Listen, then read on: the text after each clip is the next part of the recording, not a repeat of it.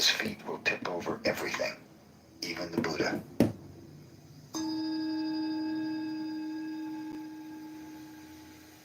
Bodhidharma sits facing the wall.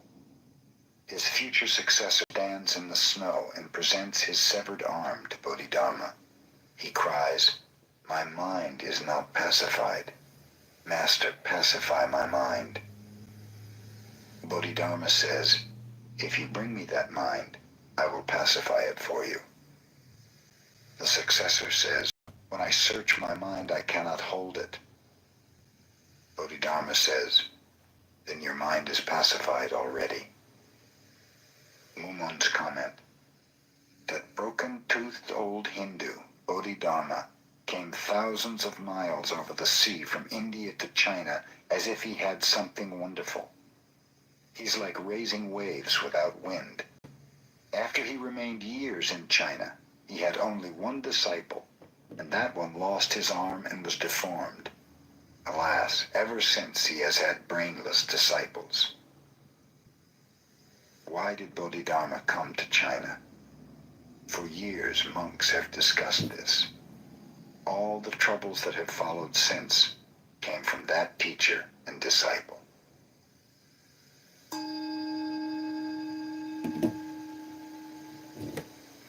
In the time of Buddha Shakyamuni, Manjushri went to the assemblage of the Buddhas. When he arrived there, the conference was over, and each Buddha had returned to his own Buddha land. Only one girl was yet unmoved in deep meditation. Manjushri asked Buddha Shakyamuni how it was possible for this girl to reach this state, one which even he could not attain. "Bring her out from samadhi and ask her yourself," said the Buddha. Manjushri walked around the girl 3 times and snapped his fingers. She still remained in meditation. So by his miracle power, he transported her to a high heaven and tried his best to call her, but in vain. Buddha Shakyamuni said, even 100,000 Manjushris could not disturb her. But below this place, past 1,200 million countries, is a bodhisattva, Momyo, seed of delusion. If he comes here, she will awaken. No sooner had the Buddha spoken than that bodhisattva sprang up from the earth and bowed and paid homage to the Buddha. Buddha directed him to arouse the girl.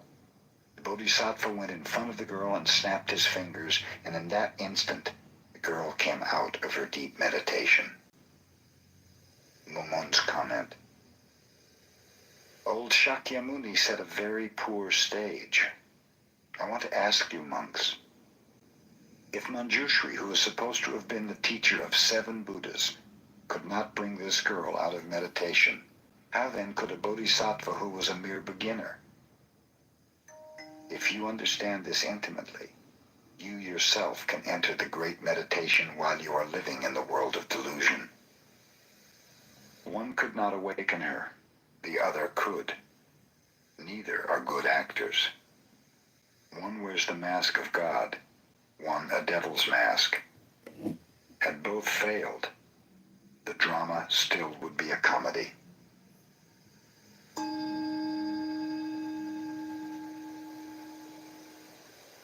Shuzan held out his short staff and said, if you call this a short staff, you oppose its reality. If you do not call it a short staff, you ignore the fact. Now what do you wish to call this? Mumon's comment: if you call this a short staff, you oppose its reality. If you do not call it a short staff, you ignore the fact. It cannot be expressed with words, and it cannot be expressed without words. Now say quickly what it is. Holding out the short staff, he gave an order of life or death. Positive and negative interwoven. Even Buddhas and patriarchs cannot escape this attack. From last night's space on UFO on the U.S. Navy base crane, where Basho said to his disciple, when you have a staff, I will give it to you. If you have no staff, I will take it away from you. Mumon's comment: Well, that was weird. when there is no bridge over the creek, the staff will help me. When I return home on a moonless night, the staff will accompany me. But if you call this a staff... Hey, what's up, John? Hey, good afternoon. How you doing? Good afternoon, man. Sorry I missed your call yesterday. Yeah, no worries.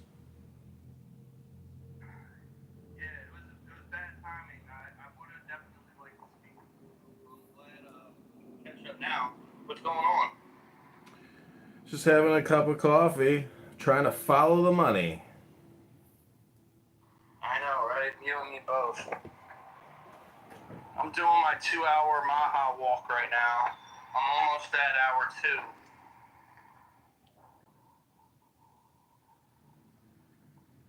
2. Nice. Are you stretching at all? A little bit, yeah. Yeah, because after you warm up with the cardio, now you got to do some hip rotations and hamstring pulls.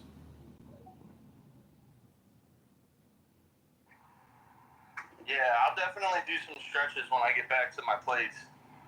Um, so what'd you call me for? What's going on?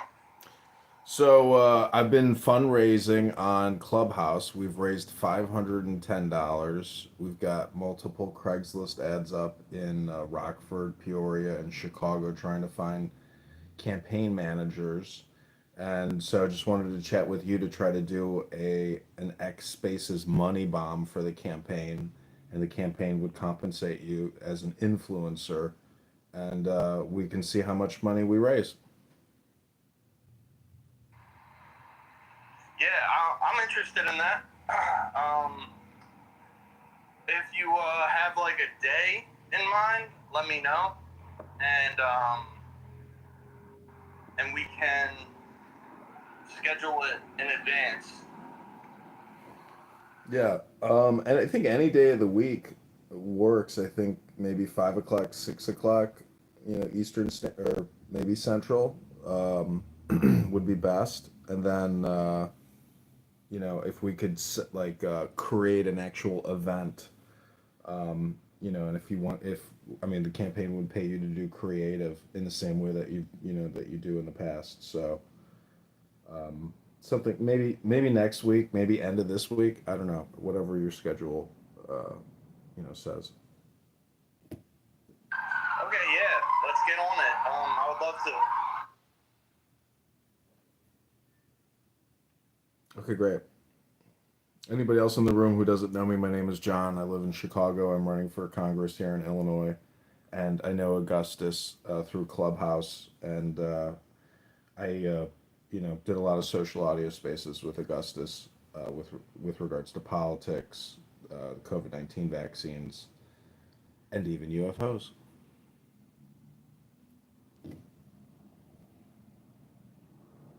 So maybe the board of directors, you got Lisa Disbrow, John Mengucci, Susan Gordon, William Jews, Ryan McCarthy, Scott Morrison, Philip Nolan, Deborah Plunkett, Stanton Slow, and Charles. You will enter hell like an arrow. Z-E-U-S.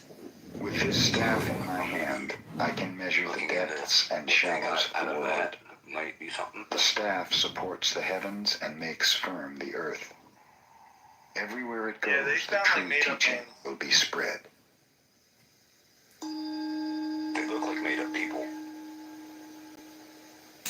Poen said, "The past and future Buddha both are his servants. Who is he?" Mamoon's comment, "If you realize clearly who he is, I didn't know it Jews is was as a if you name, met though. your own father on a busy street. There is no need to..." So, yeah, Black, were you in this space last night about to ask anyone whether or not your recognition is true. Say what, brother? I think you got drawn up. Do not fight with another's bow and I arrow. Black, were you in the Do not ride another's horse. Do not discuss another's faults. Do not interfere with another's work. I'm finding so looks like it's from about 1985. A bunch of Sekiso asked, "How can you proceed on like from 38 the top of a millimeter 100-foot pole?" just Another on the Zen surface teacher level, I'm said, digging through shit right now. "One who sits on the top of a 100-foot pole has attained a certain height, but still is not handling Zen freely.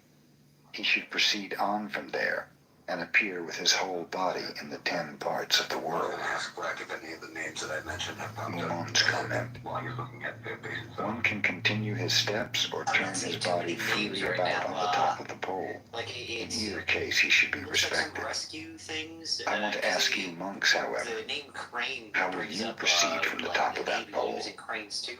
So I'm Look having to out. parse through a bunch of shit where it's looks like emergency The man services. who that lacks the Navy's third eye of and then insight a bunch of will weapons cling training. to the measure of the 100 feet. Weapons training that looks pretty Such a advanced man for will like jump Navy. from there I just and posted kill one up himself Pill. like a blind man misleading other blind men.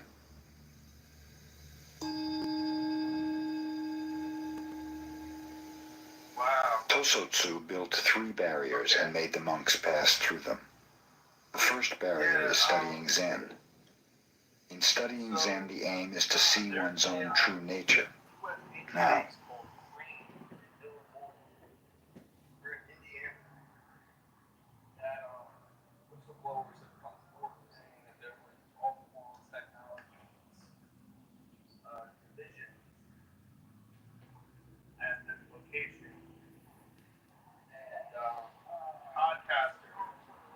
started to look into it. All of whom have been reprimanded by government entities that have said that it's a matter of national security for them not to continue to talk about this stuff on their podcasts. So naturally, I want to talk about it now. You know, so I did a big space about it last night, and the people who are in the know said to follow the money. So this is kind of like a follow-up space about that.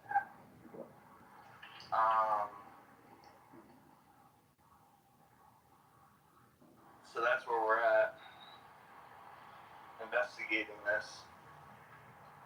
And yeah, it's truly fascinating.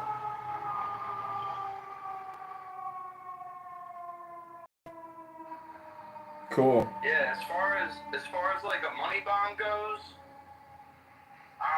to be honest with you, I've been having some difficulty getting a lot of people into an X space recently. It has to be like about a certain topic, and I need to have like certain influencers here with me in order to do it. But like it's next week,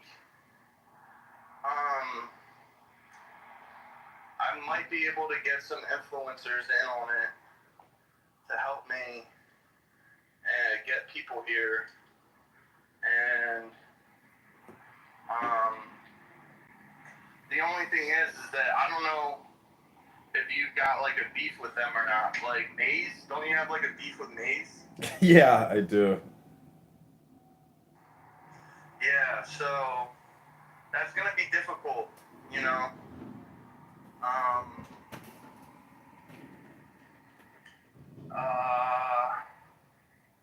I'll try my best to help. You can ask her. I But mean, I don't even know if we can raise any money. you can ask Maze, even though we have a. By myself. Yeah, I hear you. I mean, you can ask Maze because sometimes if you have a beef with somebody, those make the most interesting conversations. And I promise I'll be a total gentleman. So, yeah, I don't know. I know you're not using Clubhouse anymore, but for the past few weeks, Roger Mayhem, I don't know if you know Roger, but he goes by Mojo now on there. He's been doing money bombs for me and the campaign.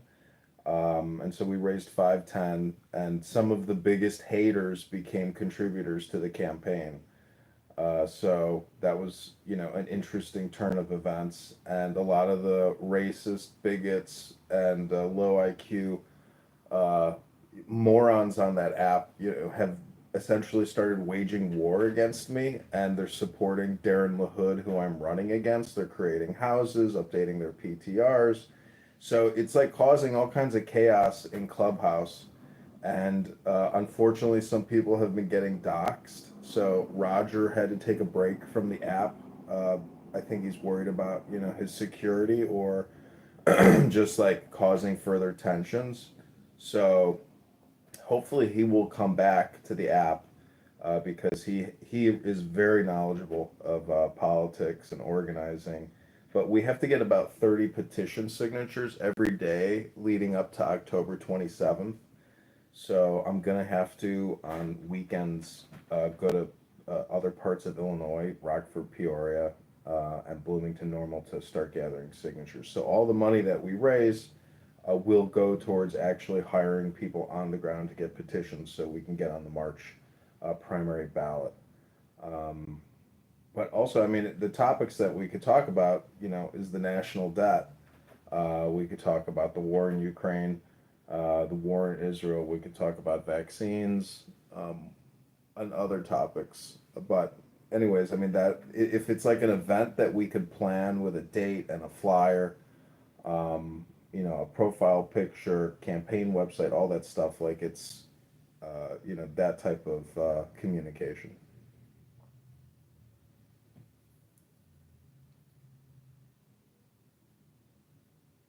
And if anybody lives here in Illinois, please hit me up, send me a message. I'd love to chat with you if you're available over the next couple weeks to maybe do some petition signatures.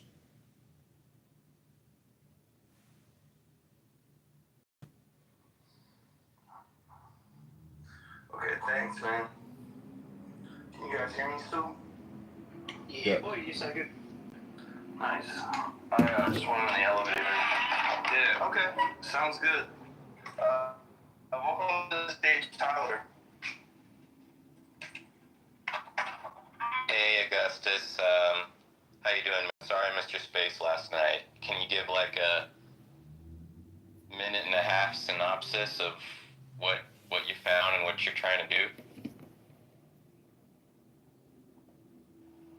Yeah, we just seen that basically Where is your true nature? forward-facing Secondly, information when one realizes about his own what true nature, the base does is basically they're like, yeah, we do electromagnetic weapons, we do you will be direct free energy from birth weapons, and death. thermonuclear weapons. Now, when you shut the light from your eyes and become a corpse, how can you free yourself? Thirdly, if you free yourself from birth and death, you should know where you are. Now your body separates into the four elements. Where are you? Mumon's comment: whoever can pass these three barriers will be a master wherever he stands. Whatever happens about him, he will turn into Zen. Otherwise, he will be living on poor food, and not even enough of that to satisfy himself. An instant realization sees endless time. Endless time is as one moment. When one comprehends the endless moment, he realizes the person who is seeing it.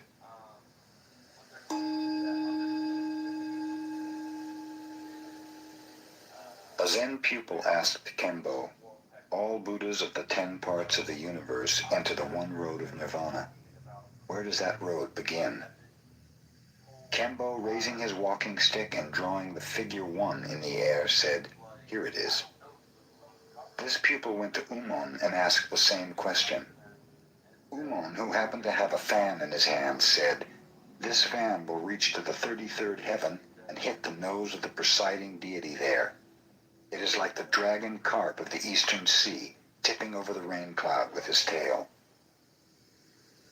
Mumon's comment: one teacher enters the deep sea and scratches the earth and raises dust. The other goes to the mountain and raises waves that almost touch heaven. One holds, the other gives out. Each support the profound teaching with a single hand. Kembo and Umon are like two riders, neither of whom can surpass the other. It is very difficult to find the perfect man. I'm reading it real quick. Frankly, neither of them know where the road starts. Before the first step is taken, the goal is reached. Yeah, and if you go to her page, Before you'll the see tongue that is there's moved, like a bunch of the speech is posts she put finished. up about it. More than brilliant intuition is needed. to find the origin of the right road. And who are the whistleblowers? Do we have their names? Amban, a layman Zen student, said, Mumon has just published 48 koans and called the book Gateless Gate. He criticizes the old patriarch's words and actions. I think he is very mischievous. He is like an old donut seller trying to catch a passerby to force his donuts down his mouth. The customer can neither swallow nor spit out the donuts, and this causes suffering. Mumon has annoyed everyone enough, so I think I shall add one more as a bargain. I wonder if he himself can eat this bargain. If he can and digest it well, it will be fine. But if not, he will have to put it back into the frying pan with his 48 also and cook them again. Well, shit, does he want to do a You space? eat first before someone else does. Buddha, according to a sutra, once said, Stop, I don't think I stop, can hear Augustus. do not speak. Yeah. The ultimate truth is not even to think. Oh, he's in an elevator, okay. Amban's comment. Where did that so-called teaching come from? How is it that one could not even think it? Suppose someone spoke about it, then what became of it? Buddha himself was a great chatterbox, and in this sutra spoke contrarily. If there's no co-host, Because of this, persons like Mumon appear afterwards in China and make useless donuts, annoying people. What shall we do after all? I will show you. Then Amban put his palms together, folded his hands, and said, Stop, stop, do not speak. The ultimate truth is not even to think. Yo, can you hear me now? And now I will make a little circle on the sutra with my finger, and add that 5,000 other sutras and Vimalakirti's Gateless Gate are all here.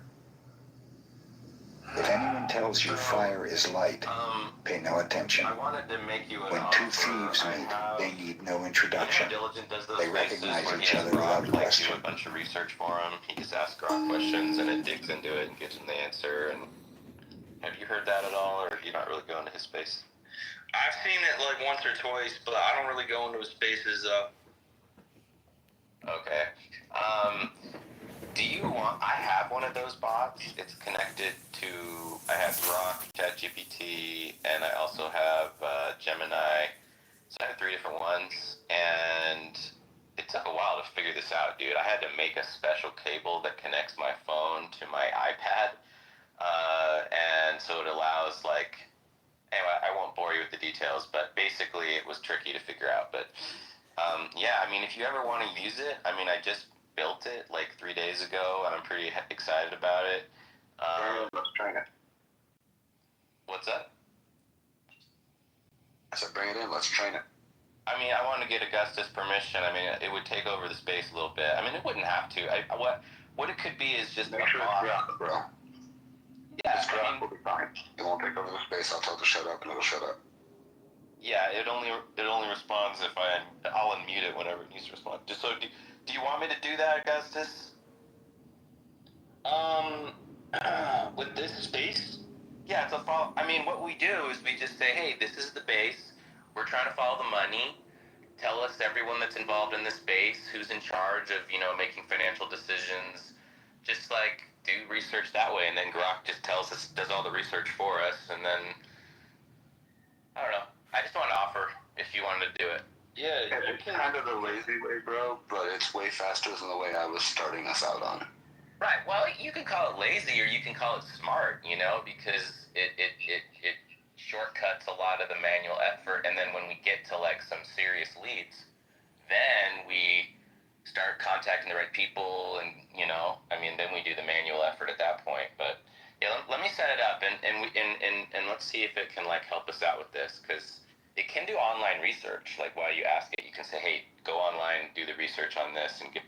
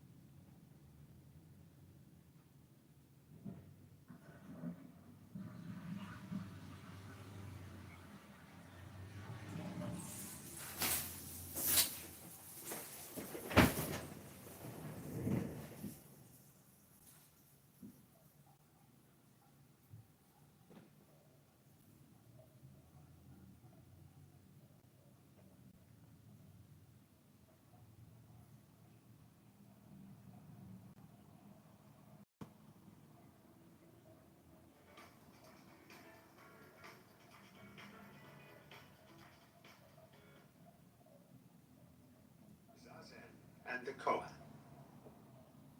There is a saying in Zen that original realization is marvelous practice. Japanese, Honsho Myoshu. The meaning is that no distinction is to be made between the realization of awakening, satori, and the cultivation of Zen in meditation and action. Whereas it might be supposed that the practice of Zen is a means to the end of awakening, this is not so. For the practice of Zen is not the true practice so long as it has an end in view. And when it has no end in view, it is an awakening, the aimless, self-sufficient life of the eternal now. To practice with an end in view is to have one eye on the practice and the other eye on the end, which is lack of concentration, lack of sincerity. To put it in another way, one does not practice Zen to become a Buddha. One practices it because one is a Buddha from the beginning, and this original realization is the starting point of the Zen life. Original realization is the body, Ti, and the marvelous practice of use, Yun, and the two correspond respectively to prajna, wisdom, and karuna, the compassionate activity of the awakened bodhisattva in the world of birth and death. In the two preceding chapters, we discussed the original realization.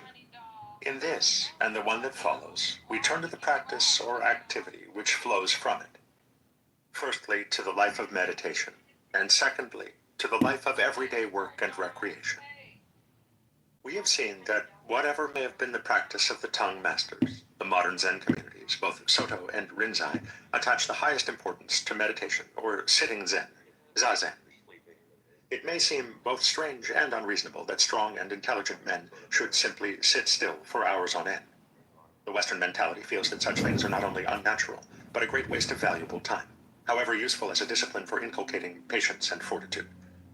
Although the West has its own contemplative tradition in the Catholic Church, the life of sitting and looking has lost its appeal, for no religion is valued which does not improve the world, and it is hard to see how the world can be improved by keeping still. Yet it should be obvious that action without wisdom, without clear awareness of the world as it really is, can never improve anything. Furthermore, as muddy water is best cleared by leaving it alone, it could be argued that those who sit quietly and do nothing are making one of the best possible contributions to a world in turmoil. There is, indeed, nothing unnatural in long periods of quiet sitting. Cats do it. Even dogs and other more nervous animals do it. So-called primitive peoples do it. American Indians and peasants of almost all nations. The art is most difficult for those who have developed the sensitive intellect to such a point that they cannot help making predictions about the future, and so must be kept in a constant whirl of activity to forestall them. But it would seem that to be incapable of sitting and watching with the mind completely at rest is to be incapable of experiencing the world in which we live to the full. For one does not know the world simply in thinking about it and doing about it. One must first experience it more directly, and prolong the experience without jumping to conclusions. The relevance of Zazen to Zen is obvious when it is remembered that Zen is seeing reality directly, in its suchness. To see the world as it is concretely, undivided by categories and abstractions, one must certainly look at it with a mind which is not thinking, which is to say forming symbols about it. Zazen is not, therefore, sitting with a blank mind which excludes all the impressions of the inner and outer senses. It is not concentration, in the sense of restricting the attention to a single sense object, such as a point of light or the tip of one's nose. It is simply a quiet awareness, without comment, of whatever happens to be here and now. This awareness is attended by the most vivid sensation of non-difference between oneself and the external world, between the mind and its contents, the various sounds, sights, and other impressions of the surrounding environment. Naturally, this sensation does not arise by trying to acquire it. It just comes by itself when one is sitting and watching without any purpose in mind, even the purpose of getting rid of purpose. In the Soto or Zendo, monk's hall or meditation hall of a Zen community, there is, of course, nothing particularly distracting in the external surroundings. There is a long room with wide platforms down either side, where the monks both sleep and meditate. The platforms are covered with tatami, thick floor mats of straw, and the monks sit in 2 rows facing one another across the room. The silence which prevails is deepened, rather than broken, by occasional sounds that float up from a nearby village, by the intermittent ringing of soft-toned bells from other parts of the monastery, and by the chatter of birds in the trees. Other than this, there was only the feel of the cold, clear mountain air and the woody smell of a special kind of incense. Much importance is attached to the physical posture of Zazen. The monks sit on firmly padded cushions with legs crossed and feet soles upward upon the thighs. The hands rest upon the lap, the left over the right, with palms upward and thumbs touching one another. The body is held erect, though not stiffly, and the eyes are left open so that their gaze falls upon the floor a few feet ahead. The breathing is regulated so as to be slow, without strain, with the stress upon the out-breath and its impulse from the belly rather than the chest. This has the effect of shifting the body's center of gravity to the abdomen so that the whole posture has a sense of firmness, of being part of the ground upon which one is sitting.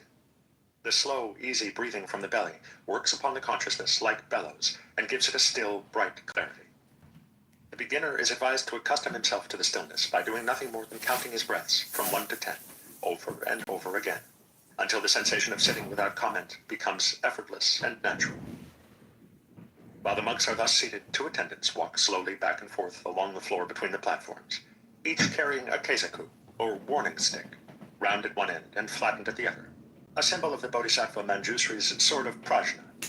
As soon as they see a monk going to sleep or sitting in an incorrect posture, they stop before him, bow ceremoniously, and beat him on the shoulders.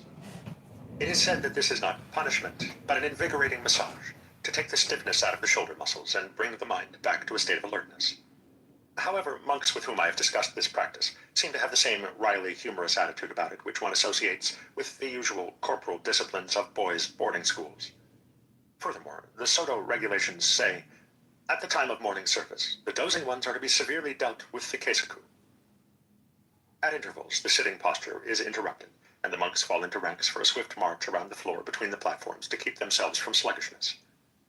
The periods of zazen are also interrupted for work in the monastery grounds, cleaning the premises, services in the main shrine or Buddha hall, and other duties, as well as for meals and short hours of sleep. At certain times of year, zazen is kept up almost continuously from 3:30 a.m.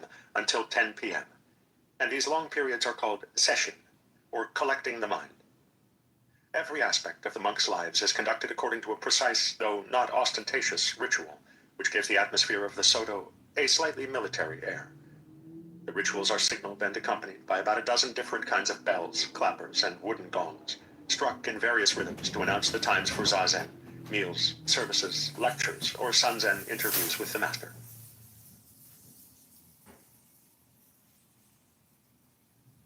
All right, this feels almost illegal to know, but our windows were so old and just desperately needed to be replaced. So I called a few contractors, but they all quoted me a hefty $10,000 or more for new windows, and I almost lost it. That's when my friend, who's a realtor, stopped me and said, if you're a homeowner and your windows are older than 5 years, you might qualify for this new 2025 window replacement service. At first it sounded too good to be true, but it turns out he used... The ritualistic or ceremonious style is so characteristic of Zen that it may need some explanation in a culture which has come to associate it with affectation or superstition. In Buddhism, the 4 principal activities of man, walking, standing, sitting, and lying, are called the 4 dignities, since they are the postures assumed by the Buddha nature in its human nirmanakaya body. The ritualistic style of conducting one's everyday activities is therefore a celebration of the fact that the ordinary man is a Buddha, and is, furthermore, a style that comes almost naturally to a person who is doing everything with total presence of mind. Thus, if in something so simple and trivial as lighting a cigarette, one is fully aware, seeing the flame, the curling smoke, and the regulation of the breath as the most important things in the universe, it will seem to an observer that the action has a ritualistic style. This attitude of acting as a Buddha is particularly stressed in the Soto school, where both zazen and the round of daily activities are not at all seen as means to an end, but as the actual realization of Buddhahood. As Dogen says in the Shobogenzo, without looking forward to tomorrow every moment, you must think only of this day and this hour. Because tomorrow is difficult and unfixed and difficult to know, you must think of following the Buddhist way while you live today. You must concentrate on Zen practice without wasting time, thinking that there is only this day and this hour. After that, it becomes truly easy. You must forget about the good and bad of your nature, the strength or weakness of your power. In Zazen, there must be no thought either of aiming at Satori or of avoiding birth and death, no striving for anything in future time. If life comes, this is life. If death comes, this is death. There is no reason for your being under their control. Don't put any hope in them. This life and death are the life of the Buddha. If you try to throw them away in denial, you lose the life of the Buddha. The three worlds of past, present, and future are not, as is commonly supposed, stretched out to inaccessible distances. The so-called past is the top of the heart, the present is the top of the fist, and the future is the back of the brain.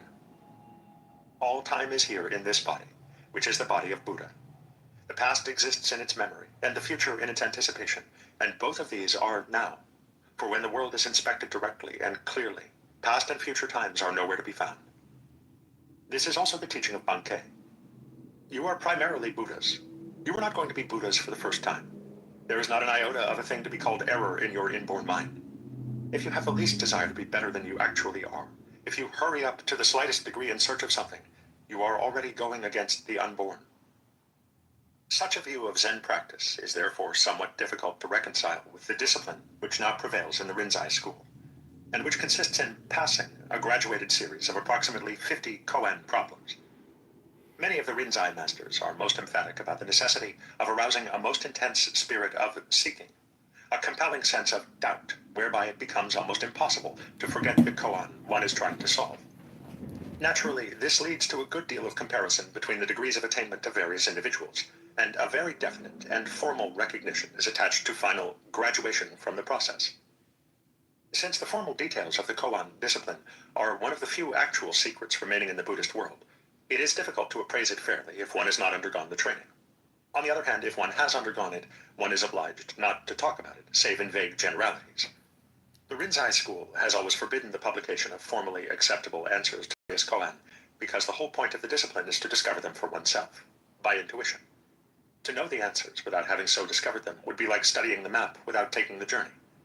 Lacking the actual shock of recognition, the bare answers seem flat and disappointing, and obviously no competent master would be deceived by anyone who gave them without genuine feeling. There is no reason, however, why the process should actually involve all the silliness about grade attainment, about who has passed and who has not, or about who is or is not a genuine Buddha by these formal standards. All well-established religious institutions are beset by this kind of nonsense, and they generally boil down to a kind of aestheticism, an excessive passion for the cultivation of a special style, whose refinements distinguish the sheep from the goats. By such standards, the liturgical aesthete can distinguish Roman from Anglican Catholic priests, confusing the mannerisms of traditional atmosphere with the supernatural marks of true or false participation in the apostolic succession. Sometimes, however, the cultivation of a traditional style may be rather admirable, as when a school of craftsmen or artists hands down from generation to generation certain trade secrets or technical refinements, whereby objects of peculiar beauty are manufactured.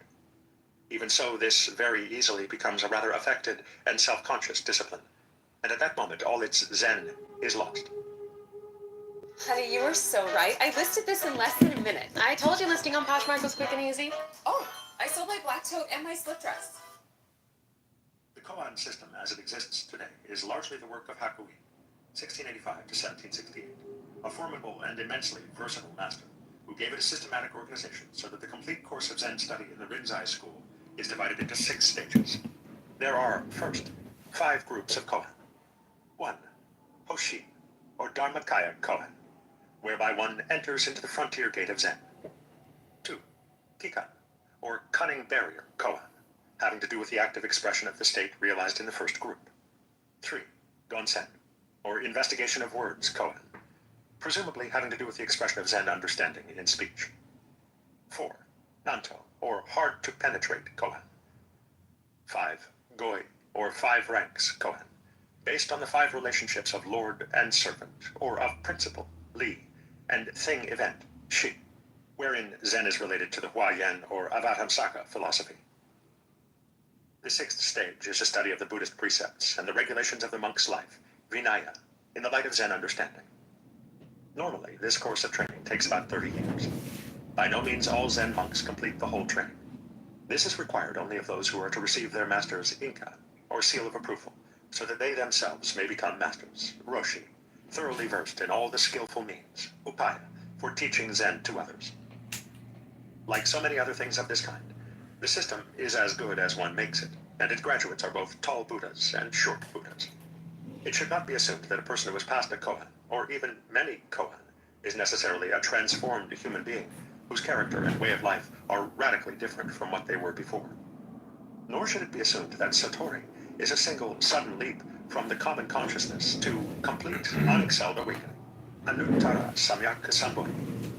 Satori really designates the sudden and intuitive way of seeing into anything, whether it be remembering a forgotten name or seeing into the deepest principles of Buddhism. One seeks and seeks, but cannot find. One then gives up, and the answer comes by itself. Thus, there may be many occasions of Satori in the course of training, great Satori and little Satori, and the solution of many of the koan depends upon nothing more sensational than a kind of knack for understanding the Zen style of handling Buddhist principles. Western ideas of Buddhist attainments are all too often distorted by the mysterious East approach, and by the sensational fantasies so circulated in theosophical writings during the decades just before and after the turn of the century. Such fantasies were based not upon a first-hand study of Buddhism, but on literal readings of mythological passages in the sutras, where the Buddhas and Bodhisattvas are embellished with innumerable miraculous and superhuman attributes. Thus, there must be no confusion between Zen masters and theosophical Mahatmas, the glamorous masters of wisdom who live in the mountain fastnesses of Tibet and practice the arts of occultism. Zen masters are quite human. They get sick and die. They know joy and sorrow.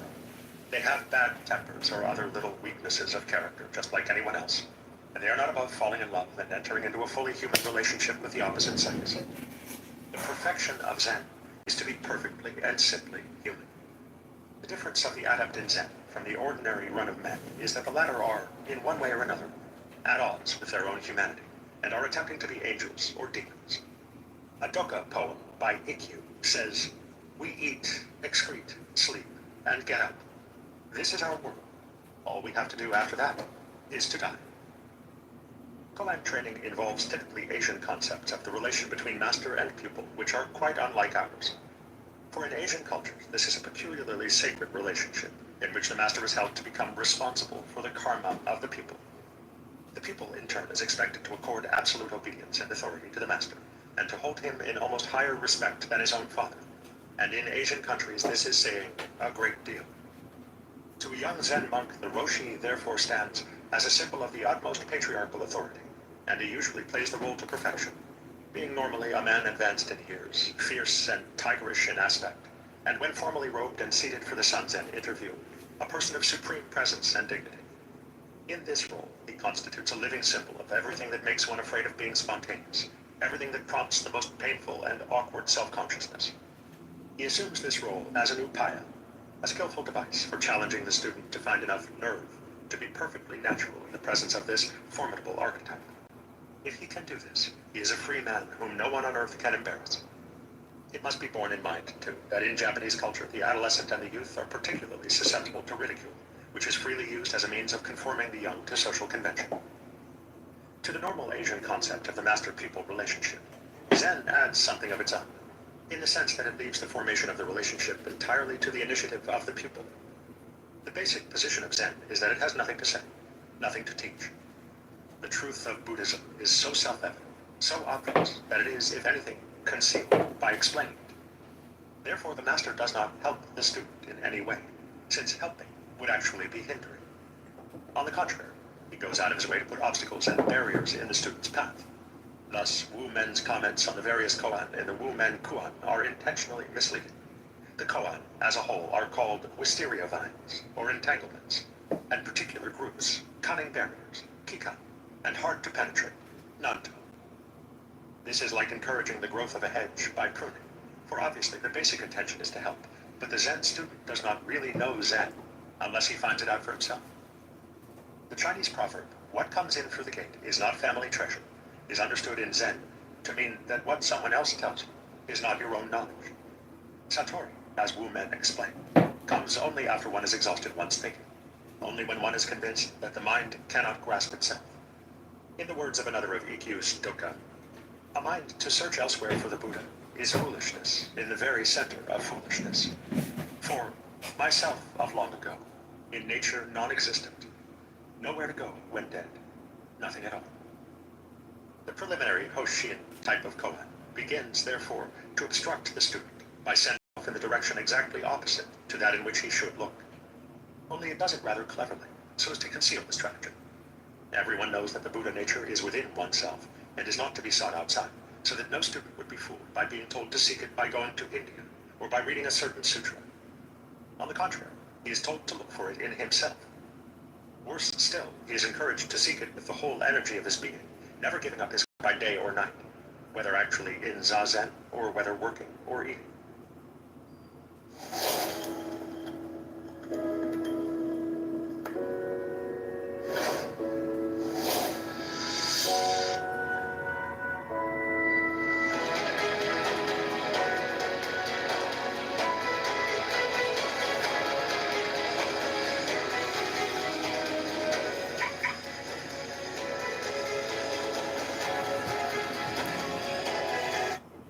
He is encouraged, in fact, to make a total fool of himself, to whirl round and round like a dog trying to catch up with its own tail. Thus, normal first koan are Wei Nung's original face, Jiaoju's Wu, or Hakuin's one hand. At the first Sanzen interview, the Roshi instructs the reluctantly accepted student to discover his original face, or aspect.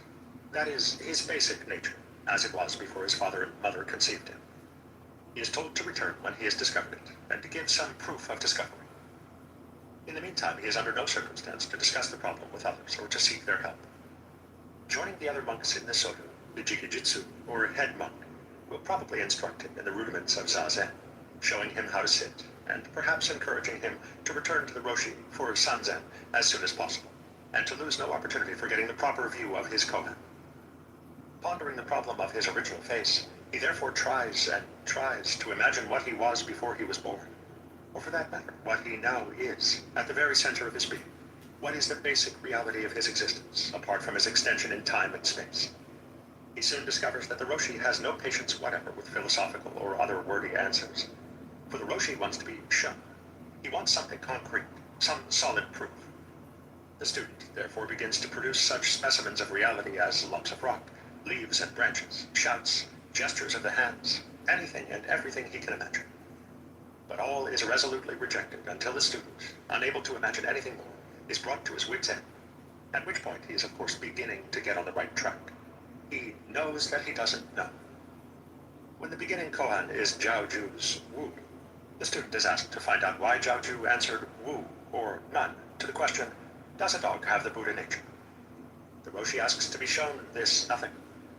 A Chinese proverb says that a single hand does not make a clap, and therefore Hakuin asked, what is the sound of one hand? Can you hear what is not making a noise? Can you get any sound out of this one object which has nothing to hit? Can you get any knowledge of your own real nature? What an idiotic question. By such means, the student is at last brought to a point of feeling completely stupid, as if he were encased in a huge block of ice, unable to move or think. He just knows nothing. The whole world, including himself, is an enormous mass of pure doubt. Everything he hears, touches, or sees is as incomprehensible as nothing, or the sound of one hand. At Sanzen, he is perfectly dumb. He walks or sits all day in a vivid daze, conscious of everything going on around him, responding mechanically to circumstances, but totally baffled by everything. After some time in this state, there comes a moment when the block of ice suddenly collapses, when this vast lump of unintelligibility comes instantly alive. The problem of who or what it is becomes transparently absurd, a question which, from the beginning, meant nothing whatever. There is no one left to ask himself the question, or to answer it. Yet at the same time, this transparent meaninglessness can laugh and talk, eat and drink, run up and down, look at the earth and sky, and all this without any sense of there being a problem, a sort of psychological knot in the midst of it. There is no knot, because the mind seeking to know the mind, or the self seeking to control the self, has been defeated out of existence and exposed for the abstraction it always was. And when that tense knot vanishes, there is no more sensation of a hard core of selfhood standing over against the rest of the world. In this state, the Roshi needs only a single look at the student to know that he is now ready to begin his Zen training in earnest. It is not quite the paradox which it seems to say that Zen training can begin only when it has been finished. For this is simply the basic Mahayana principle that prajna leads to karuna, that awakening is not truly attained unless it also implies the life of the bodhisattva, the manifestation of the marvelous use of the void for the benefit of all sentient beings. At this point, the Roshi begins to present the student with koan which ask for impossible feats of action or judgment, such as, take the 4 divisions of Tokyo out of your sleep. Stop that ship on the distant ocean. Stop the booming of the distant bell. A girl is crossing the street. Is she the younger or the older sister? Such koan are rather more obviously tricky than the basic introductory problems, and show the student that what are dilemmas for thought present no barriers to action. A paper handkerchief easily becomes the 4 divisions of Tokyo, and the student solves the problem of the younger or older sister by mincing across the room like a girl. For in her absolute substance, the girl is just that. She is only relatively sister, older, or younger. One can perhaps understand why a man who had practiced Zazen for 8 years told R.H. Blythe that Zen is just a trick of words. For on the principle of extracting a thorn, Zen is extricating people from the tangle in which they find themselves, from confusing words and ideas with reality. The continued practice of Zazen now provides the student with a clear, unobstructed mind into which he can toss the koan like a pebble into a pool and simply watch to see what his mind does with it. As he concludes each koan, the Roshi usually requires that he present a verse from the Zen Rinkushu, which expresses the point of the koan just solved. Other books are also used, and the late Soke Sasaki, working in the United States, found that an admirable manual for this purpose was Alice in Wonderland. As the work goes on, crucial koan alternate with subsidiary koan, which explore the implications of the former, and give the student a thorough working acquaintance with every theme in the Buddhist view of the universe, presenting the whole body of understanding in such a way that he knows it in his bones and nerves. By such means, he learns to respond with it instantly and unwaveringly in the situations of everyday life. The final group of koan are concerned with the 5 ranks, Bo'ai, a schematic view of the relations between relative knowledge and absolute knowledge, thing events, Shin, and underlying principle, Li. The originator of the scheme was Dun Shan, 807 to 869. But it arises from the contacts of Zen with the Huayan, Japanese Keigon school, and the doctrine of the 5 ranks is closely related to that of the fourfold Dharma Dhatu. There's no way I'm going anywhere looking like this. I may be 53 years old. The ranks are often represented in terms of the relative positions of lord and servant, or host and guest, standing respectively for the underlying principle and the thing events. Thus we have 1. The lord looks down at the servant. 2. The servant looks up at the lord. 3. The lord. 4. The servant. 5. The lord and the servant converse together. Suffice it to say that the first 4 correspond to the 4 Dharma Dhatu of the Huayan school, though the relationship is somewhat complex, and the 5th to naturalness.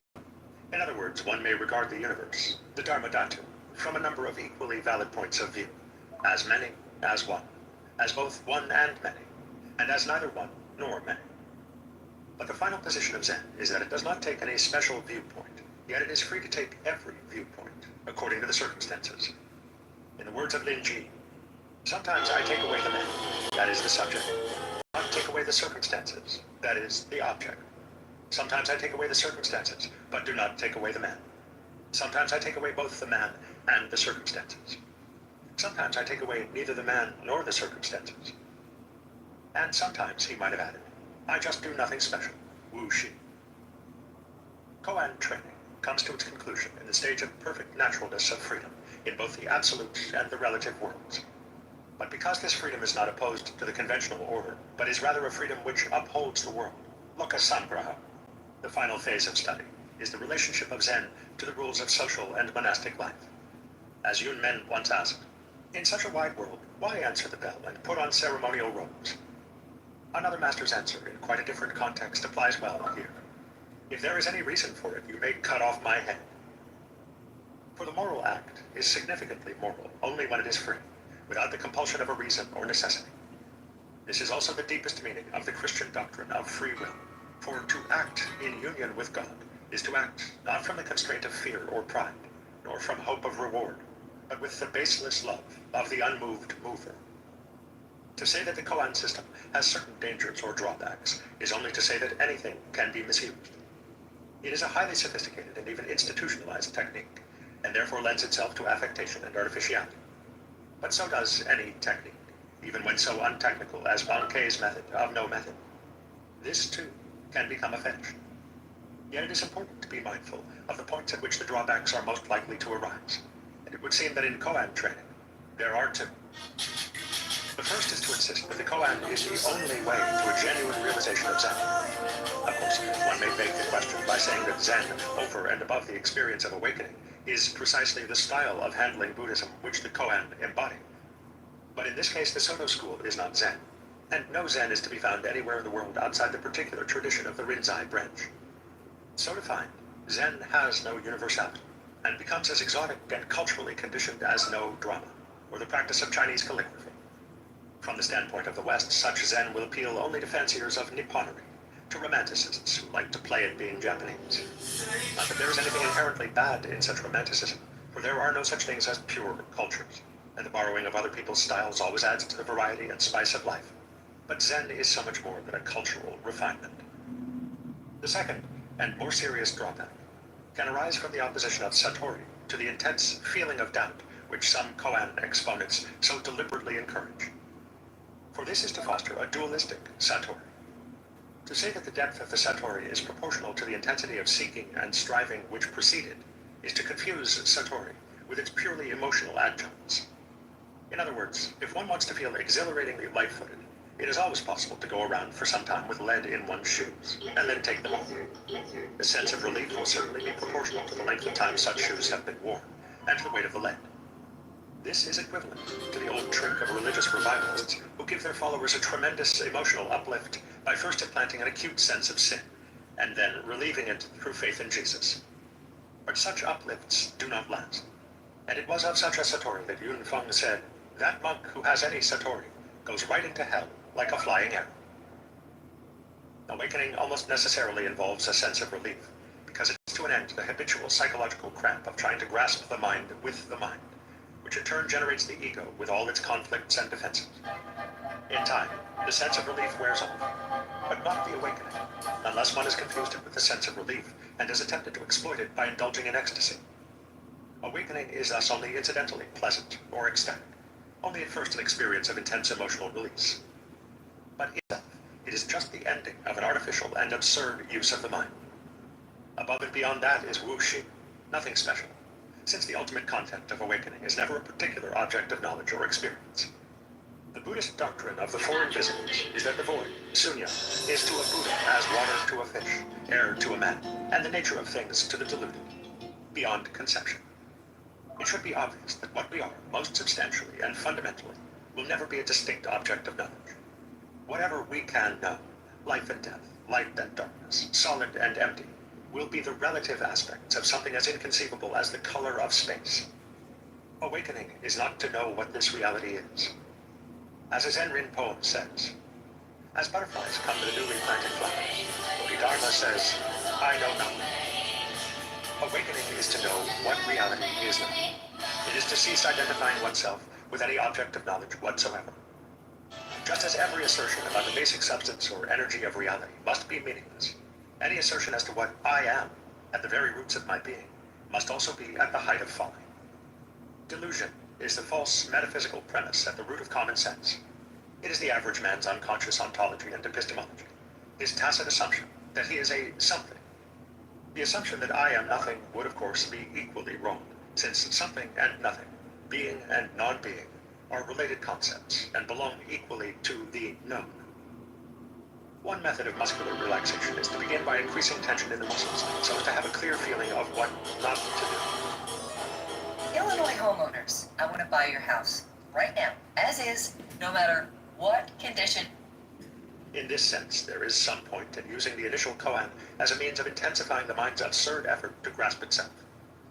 But to identify satori with the consequent feeling of relief, with the sense of relaxation, is quite misleading. For the satori is the letting go, and not the feeling of it. The conscious aspect of the Zen life is not therefore satori, not the original mind, but everything one is left free to do and to see and feel when the cramp in the mind has been released. From this standpoint, Bante's simple trust in the unborn mind, and even Shinran's view of Nembutsu, are also entrances to satori. To let go, it is not always necessary to wear out the attempt to grasp until it becomes intolerable. As against this violent way, there is also a judo-a, gentle way, way of seeing that the mind, the basic reality, remains spontaneous and ungrasped, whether one tries to grasp it or not, one's own doing or not. To think that one must grasp or not grasp, let go or not let go, is only to foster the illusion that the ego is real, and that its machinations are an effective obstacle to the death. Beside the spontaneous functioning of the unborn mind, these efforts or non-efforts are strictly none. In the more imagistic language of Shinran, one has only to hear the saving vow of Amitabha, and to say his name, the Nembutsu, even just once, without concern as to whether one has faith or not, or as to whether one is desireless or not. All such concern is the pride of the ego. In the words of the Shinshu mystic Gichibei, when all the idea of self-power based upon moral values and disciplinary measures is purged, there is nothing left in you that will declare itself to be the hearer. And just because of this, you do not miss anything you hear. So long as one thinks about listening, one cannot hear clearly. And so long as one thinks about trying or not trying to let go of oneself, one cannot let go. Yet whether one thinks about listening or not, the ears are hearing just the same, and nothing can stop the sound from reaching. The advantage of the koan method is perhaps that for general purposes, the other way is too simple and too easily subject to misinterpretation, especially by monks who might all too readily use it as an excuse for loafing around the monastery while living off the donations of the devout laity. This is almost certainly why the emphasis of the tongue masters on not seeking gave way to the more energetic use of the koan as a means of exhausting the strength of the egoistic will. Bankei's Zen without method or means offers no basis for a school or institution, since the monks may just as well go their way and take up farming or fishing. As a result, no external sign of Zen is left. There is no longer any finger pointing at the moon of truth. And this is necessary for the Bodhisattva's task of delivering all beings, even though it runs the risk of mistaking the finger for the moon. Zazen and the koan. There is a saying in Zen that original realization is marvelous practice. Japanese, Honsho Myoshu. The meaning is that no distinction is to be made between the realization of awakening, Satori, and the cultivation of Zen in meditation and action. Whereas it might be supposed that the practice of Zen is a means to the end of awakening, this is not so. For the practice of Zen is not the true practice so long as it has an end in view. And when it has no end in view, it is an awakening, the aimless, self-sufficient life of the eternal now. To practice with an end in view is to have one eye on the practice and the other eye on the end, which is lack of concentration, lack of sincerity. To put it in another way, one does not practice Zen to become a Buddha. One practices it because one is a Buddha from the beginning, and this original realization is the starting point of the Zen life. Original realization is the body, Ti, and the marvelous practice of use, Yun. And the two correspond respectively to prajna, wisdom, and karuna, the compassionate activity of the awakened bodhisattva in the world of birth and death. In the two preceding chapters, we discussed the original realization. In this, and the one that follows, we turn to the practice or activity which flows from it. Firstly, to the life of meditation, and secondly, to the life of everyday work and recreation. We have seen that whatever may have been the practice of the tongue masters, the modern Zen communities, both Soto and Rinzai, attach the highest importance to meditation, or sitting Zen, Zazen. It may seem both strange and unreasonable that strong and intelligent men should simply sit still for hours on end. The Western mentality feels that such things are not only unnatural, but a great waste of valuable time, however useful as a discipline for inculcating patience and fortitude. Although the West has its own contemplative tradition in the Catholic Church, the life of sitting and looking has lost its appeal. For no religion is valued which does not improve the world, and it is hard to see how the world can be improved by keeping still. Yet it should be obvious that action without wisdom, without clear awareness of the world as it really is, can never improve anything. Furthermore, as muddy water is best cleared by leaving it alone, it could be argued that those who sit quietly and do nothing are making one of the best possible contributions to a world in turmoil. There is, indeed, nothing unnatural in long periods of quiet sitting. Cats do it. Even dogs and other more nervous animals do it. So-called primitive peoples do it. American Indians and peasants of almost all nations. The art is most difficult for those who have developed the sensitive intellect to such a point that they cannot help making predictions about the future, and so must be kept in a constant whirl of activity to forestall them. But it would seem that to be incapable of sitting and watching with the mind completely at rest is to be incapable of experiencing the world in which we live to the full. For one does not know the world simply in thinking about it and doing about it. One must first experience it more directly, and prolong the experience without jumping to conclusions. The relevance of Zazen to Zen is obvious when it is remembered that Zen is seeing reality directly, in its suchness. To see the world as it is concretely, undivided by categories and abstractions, one must certainly look at it with a mind which is not thinking, which is to say forming symbols about it. Zazen is... If you have an EBT card, you're leaving money on the table if you skip this under the 2025 Auto Savings Act, starting... Nan-in, a Japanese master during the Meiji era, received a university professor who came to inquire about Zen. Nan-in served tea. He poured his visitor's cup full, then kept on pouring. The professor watched the overflow until he no longer could restrain himself. It is over full, no more will go in. Like this cup, Nan-in said, you are full of your own opinions and speculations. How can I show you Zen unless you first empty your cup? Gudo was the emperor's teacher of his time.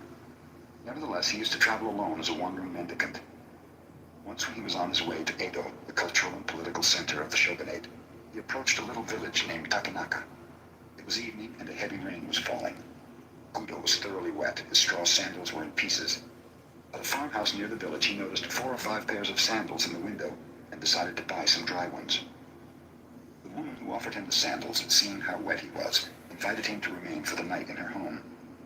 Gudo accepted, thanking her. He entered and recited the sutra before the family shrine. He then was introduced to the woman's mother and to her children. Observing that the entire family was depressed, Gudo asked, what was wrong?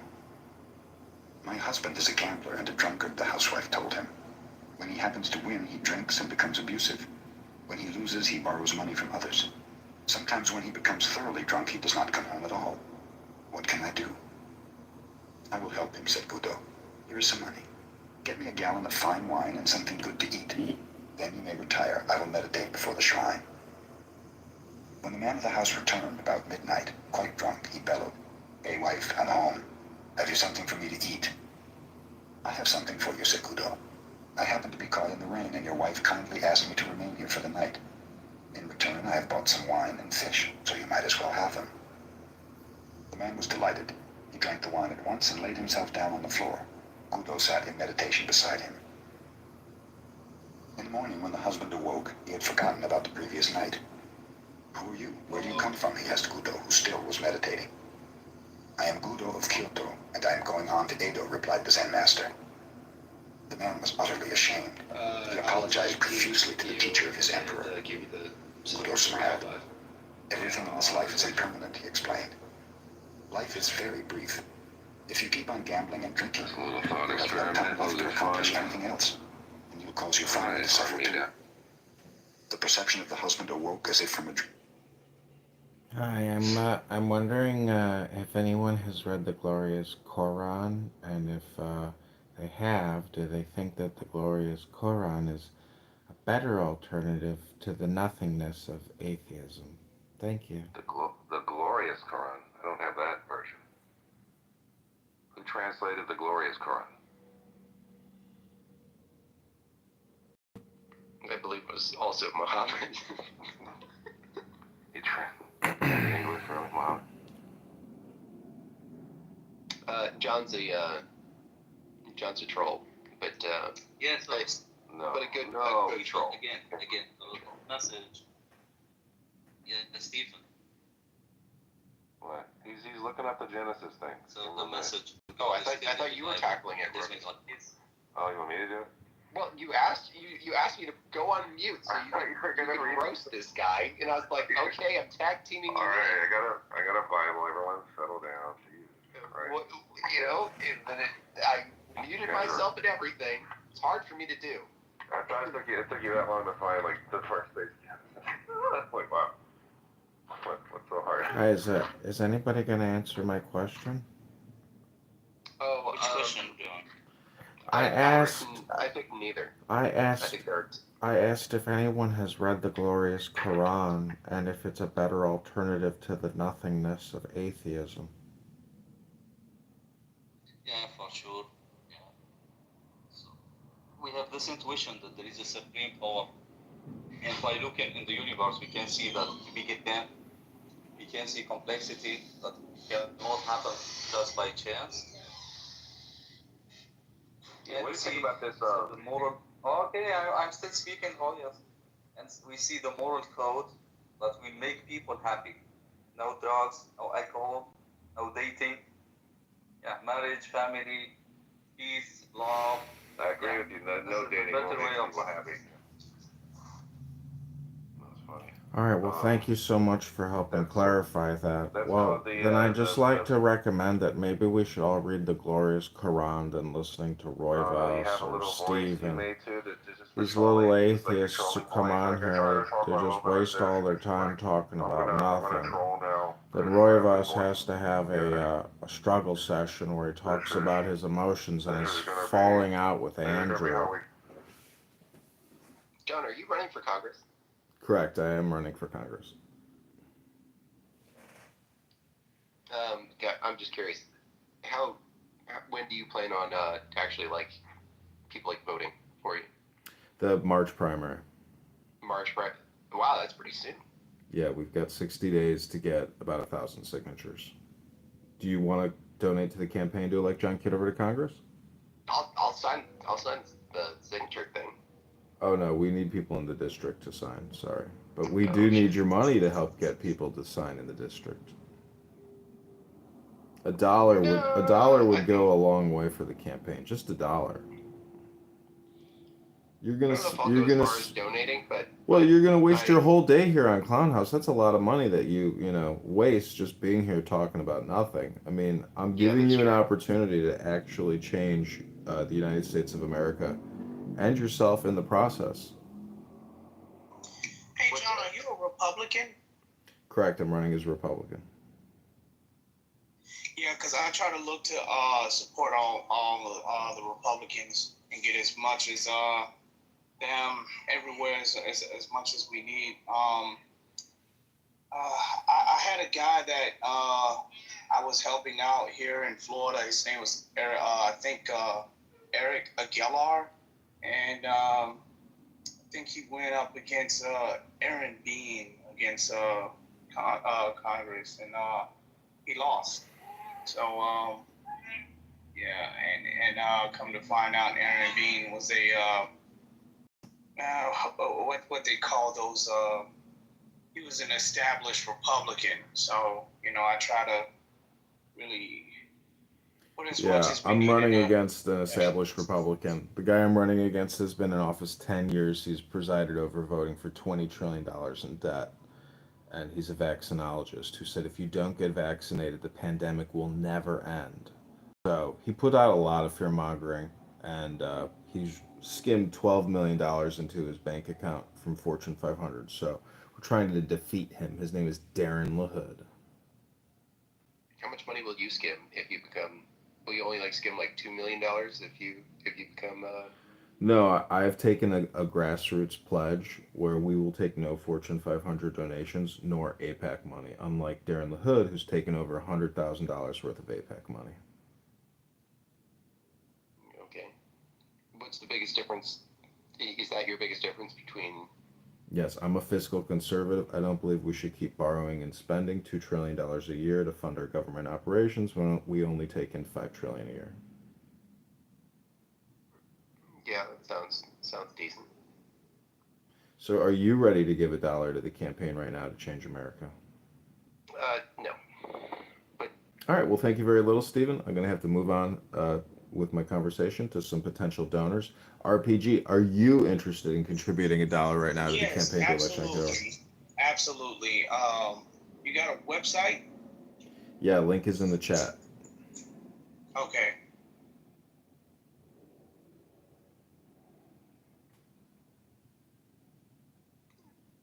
Aren't you going to ask Robert? Robert, are you interested in giving $1 to the campaign to elect John Kitover? No, I'm not living in America. Oh, got it. You can't donate anyways. But is it Stefan or is it Steven? Steven. So, Steven, what makes you a psychedelic mushroom?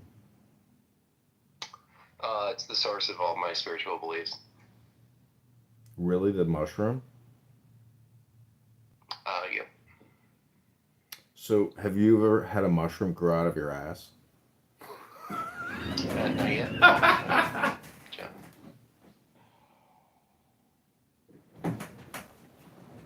Yes, so If you included topic, Stephen. Yeah, a lot. You put him down. Wait. Yeah, of course, Okay. not allowed. Yeah. Oh, Talk about okay.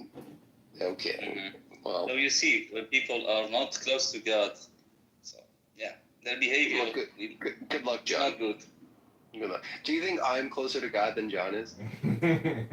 Okay, I don't know. I am not God. Who do you think is closer to God, me or John? I like idea, Stephen. Yeah, I don't know. I hope John. question. If he wins this election, which he probably won't, but if he does, let's hope he's closer to God. Mm-hmm. I do like me a So funny. yeah, Stephen, I will ask you a question now that I was asking atheists all the time. Okay, I'm not an atheist. Are you aware of the structure of a bacteria?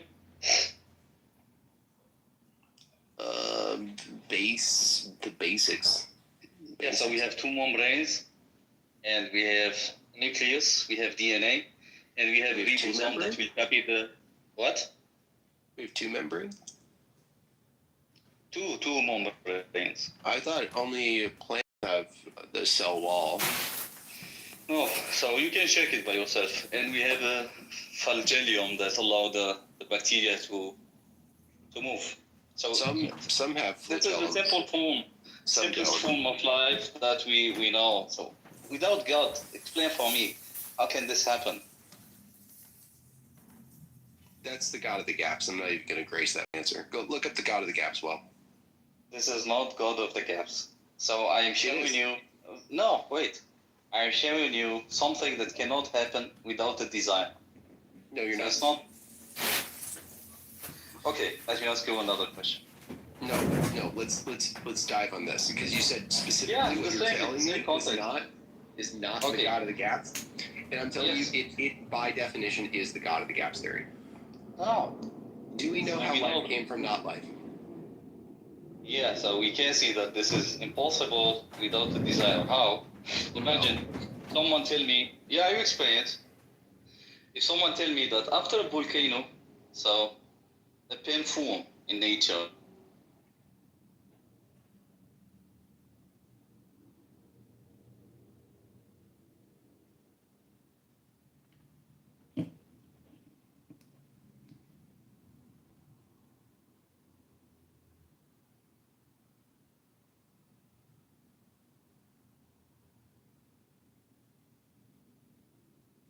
Bacteria can form.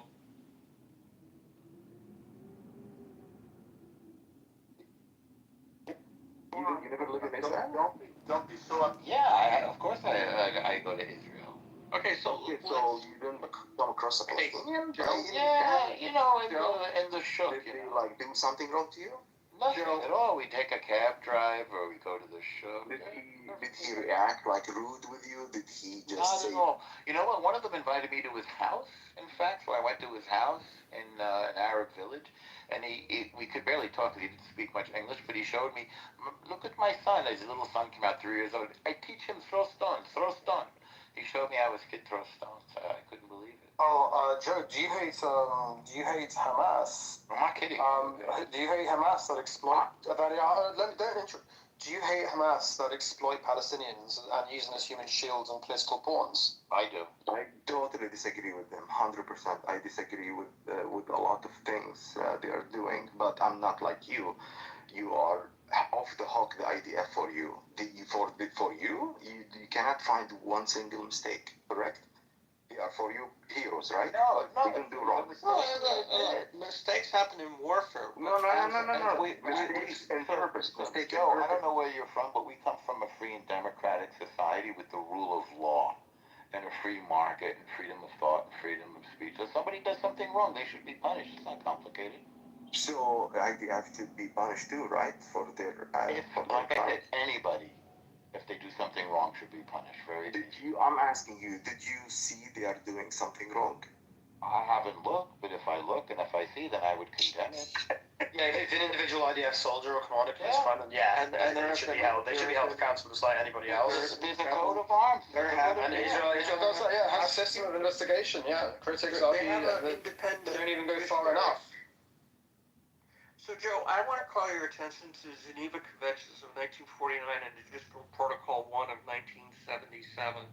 When you jot this down, because that is what recognizes combatant status of fighters in wars of national liberation, which has 3 qualifying points. And this is a convention. Distinguishing themselves from civilians, i.e. wearing military uniforms, right? Can't just dress like a civilian. Do not.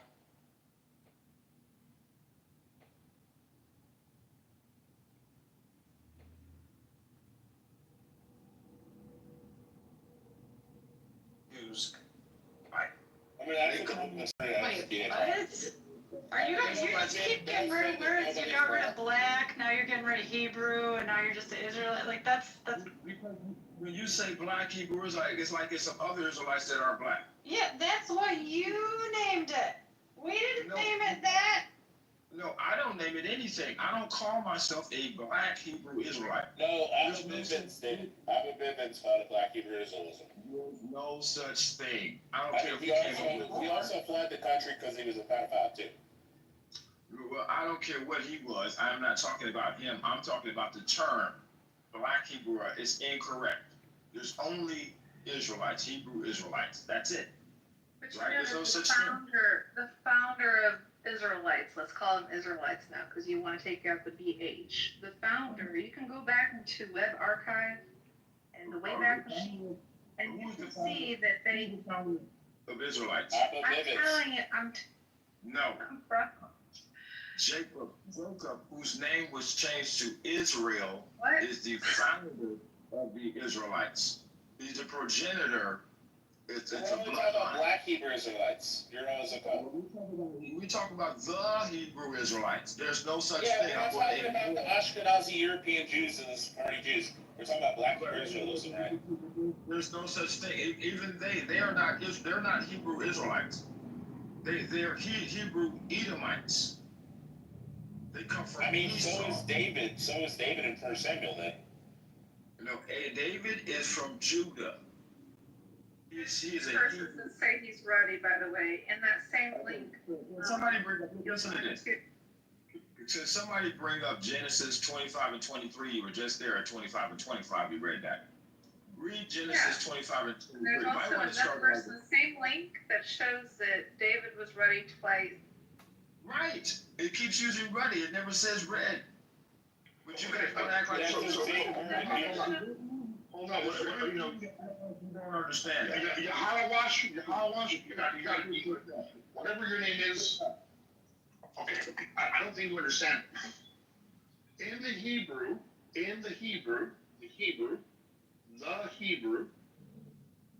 we have one Hebrew word in both verses. That's what I was trying to say.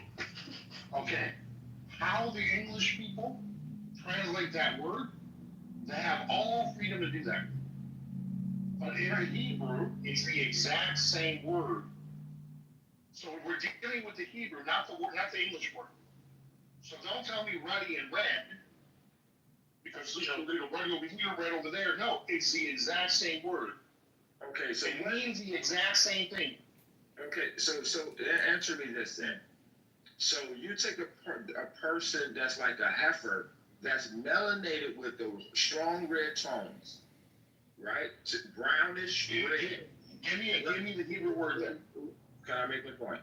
All right, so I don't know what your point is, because I'm already boss. When you said heifer, I don't know what you're talking about now.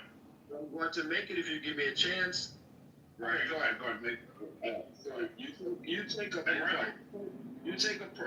melanated person with brown red tones. You see this? We see this clearly. today, right? They have brown, they're melanated people, but they have red tones to their skin. But you also see people who we could consider to be white or whatever, and they lack melon, and they have red tones to their skin. Okay. Right? All right. So all these, there's two separate types, but yet it's you follow what I'm saying? What I don't follow because I'm trying to find out what Hebrew word addresses those two different types. Can you give me the Hebrew word that addresses two different types? Yeah, Malik, his argument is this, that when it says red, it's talking about white people. I'm going to use modern language, Israel's talking about I get his argument. I just think that's black people. Yeah, his argument is bogus because I'm focusing on the Hebrew word. So if you're saying that there's two different types, show me the Hebrew word that addresses these two different types. I'm telling you that we see this in the world today, but the definition. I'm not asking about what you see in the world today. I'm asking you about the Hebrew. I feel like we need to back up. Hold on. Yehuda. Hold on. Okay. Do you understand that there are original manuscripts? We have manuscripts that are very old that have Hebrew written on them. Are you with us so far? Yes. Okay. So then in the Hebrew, there is a word, Admonai. And it is, Esau is Admonai. David is Admonai. Are we all together? Okay. Yeah. Both Esau and David are Admonai. There's no light Admonai, dark Admonai, heifer like Admonai. It's Admonai, right? So how are you arriving at two different conclusions when both say Admonai? Because it does not break down the fact, because the people, like I said, who have been the authorities over things. Okay, let's try again. Hold on, Yehuda, hold on. Hold on, let's try again. I'm gonna start over because I lost you somewhere. There are documents that have, hold on, Yehuda. There are documents that have Hebrew written on them, and that is how we get a translation of the Old Testament. Are you with me so far? Listen, I'm with you. I understand all of that. Okay, wait, I want to figure out where I lost you. Hold on. Yehuda, I need you to wait. How about we do this? I need you to wait, okay? Because Malak is making an argument. When you're an admin, don't mean that you get to just mute me. It does. Okay. Yehuda, I need to figure out where the breakdown is. So there are documents that are written in Hebrew that we get the Old Testament, the Tanakh, from. You are with it. The documents that we get it from say Admonai. We're on the same page so far. Okay, then you go into, hold on. Then you go into melanated something. You are just supposed to be talking to us about the word Admonai. Listen, this is what they call semantical, and you want to what? So, in pubs and, buying. Hey, John, how you doing? Just passing through, are you?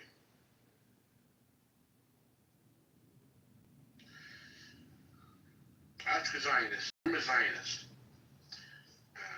And I feel proud posting this title.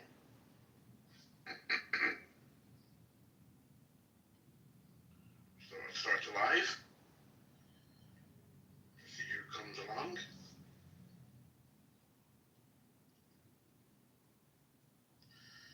Put a poll here.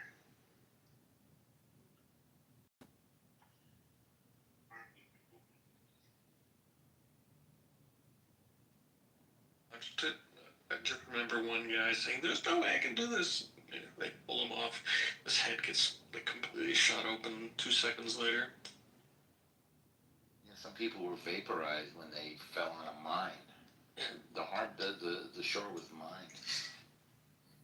You know what I read interesting? Talk about Judaism. There's a program. Apparently, at the time, dog tags had a cross or a Star of David. So many Jewish soldiers had a cross put on them. they knew about what the Germans were doing. And many Jewish soldiers had a cross above their grave. And in some cases, there were soldiers who didn't have any family members back home who corrected. And a couple of weeks ago, like 8 weeks ago, in Italy, Anzio, there was a ceremony to redo the cross with the Star of David. Because they did all the genealogy research. I told this to Elena, she loved it. And because he was, at some points, they just had a body with a dog tag, and they didn't, they couldn't get in touch with the family, so he's buried with a cross. And it stayed on top of him from 1944 till last couple weeks ago, 8 weeks ago, and then they redid it with Star of David. So there's a whole program to find soldiers. Yakov, what's the difference between the cross and the Star of David? Well, one is the Christian cross. Like if you look at the beach photos at like above Omaha Beach, there's just row after row after row of crosses, and occasionally. I'm saying symbolically, what is the meaning of the two symbols? Well, one is the Magen David, the Star of David, and one is the cross of Jesus. Was. I know, but what do the symbols mean? I'm not into symbology. I mean, other than, I can recognize one as, the cross that's on the top of every church or inside of a church. And if it's Roman Catholic, it has the body of Jesus on it. If it's Protestant. John knows, so why don't you just tell us, John? I think it's the phallus or energy, basically. Okay. But I found it amazing that they knew enough of what the Germans were doing that they gave Jewish soldiers a cross on their dog tags. Because they were afraid if they got captured, they would end up in the concentration camps.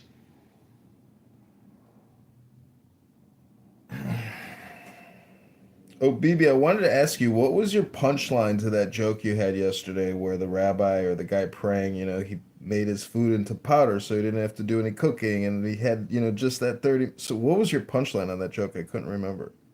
It wasn't a joke. It was a story. It wasn't a joke. But so he ends up praying 24 hours a day. And then he crawls up to the city of where he was living. And he dies, and everybody runs up and screams, "Oh my God, he's a tzaddik, he's such a saint, give him a kiss," and they're, kissing his clothing and this, that, and they're saying, "What a man," So he's walking up to heaven, and before he gets to see God, there's the judge. And he's like, "What are you doing?" He's like, "Wait, you know who I am?" They're like, "No, who are you?" He goes, "What are you talking about, man? I'm like the super Jew.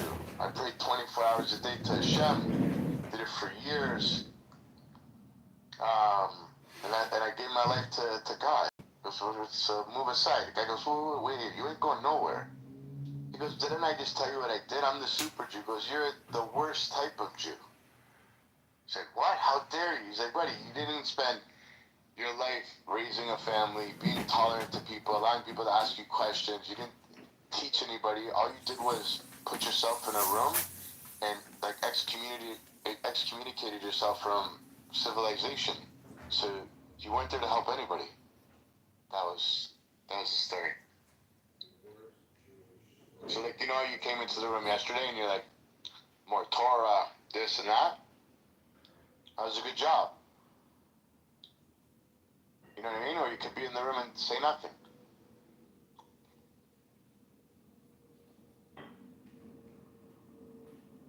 Did you hear what I said, John, or no?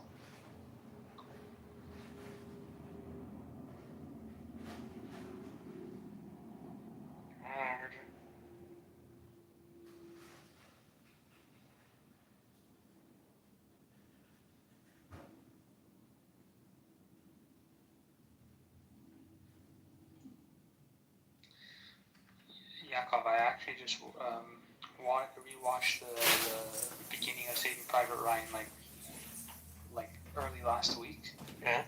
And in my head, I'm like, this is what human beings did to each other like 80 years ago.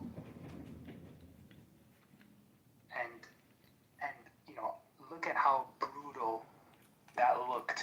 imagine like 800 years ago, or 1,000 years ago, or 2,000 years ago. Like, I can't even imagine the type of shit that they were doing to each other. I mean, even look at, like, Vietnam was fucking brutal. Like, to equate, like, Israel's tactics to anything remotely resembling, like, the Simon, what are you talking about? It's all the same shit. Yeah, I mean, it's fucking insane. I mean, it's like, this is what I mean. Like, I mean, you do realize the you do realize the Hamas terrorists use booby traps like on all the buildings. I mean, do you know how many? That's why they're being blown up from the air, not by guys running in underneath. Also, many of the buildings have tunnels with cameras so that they, many IDs are just, you step on them and then they blow up. It's incredible. Got some pretty sophisticated ones where they can look in and see that a soldier has come in and then blow them up. So Wow. it's really quite another. It's next level. So you just basically you gotta literally bulldoze it all and knock it all down because it's all just too dangerous.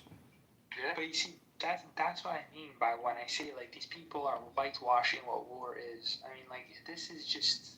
Who's whitewashing? Nobody talks about it, and you can see the videos, but I don't know. I mean, how much longer till they, Benjamin said like 2 weeks ago at this point, that he's going to destroy Hamas and take total control of Gaza. So if you take total control, I mean,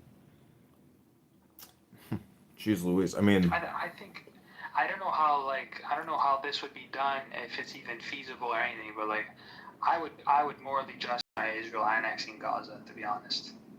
But what about all the people? Are they going to like re-inhabit some of the inhabitable areas, or are they literally going to close it, shut it down, and move everybody out?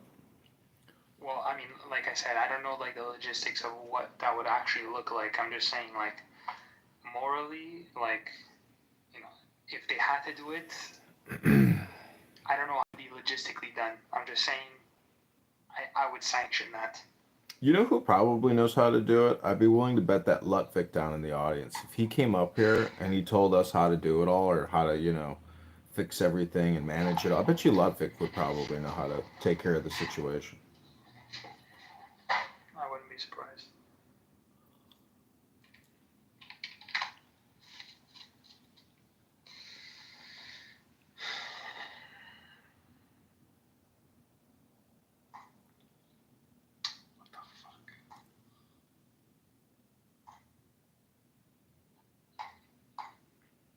How many rooms do you have open, John?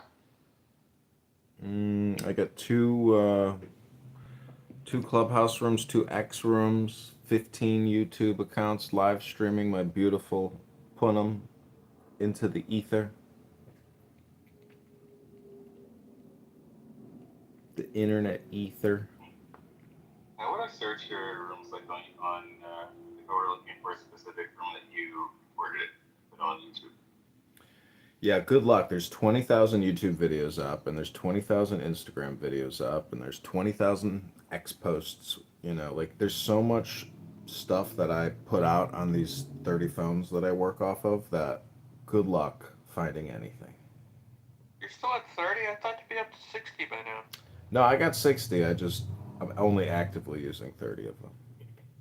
You need to be ever expanding. That's the name of, like, corporate, media companies are always expanding. Come on, John. I know, but I have essentially found that there is like a limitation to how much one person can actually do, without. So hire somebody, Well, I'm not making any money, listening to you talking about gravestones. You need to find the graves market, and you need to target advertising to those people. You have like full recordings. Like if I went to your YouTube page, can I find like a full recording of like Amir's room, for example? Having an online database by topic would be great, so that the output would be a URL link to YouTube would be wonderful. Yeah.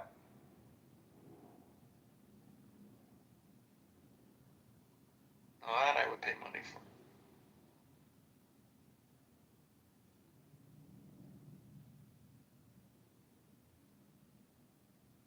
many people threatened to sue you already, bro? I don't know, a whole bunch of people. Really? For sure, bro. Oh, dozens. I've been on this app for many years. You know how many times I've heard people telling me they're going to sue me, they're going to come to my house. I've heard every single thing in the book. Complaint is 0.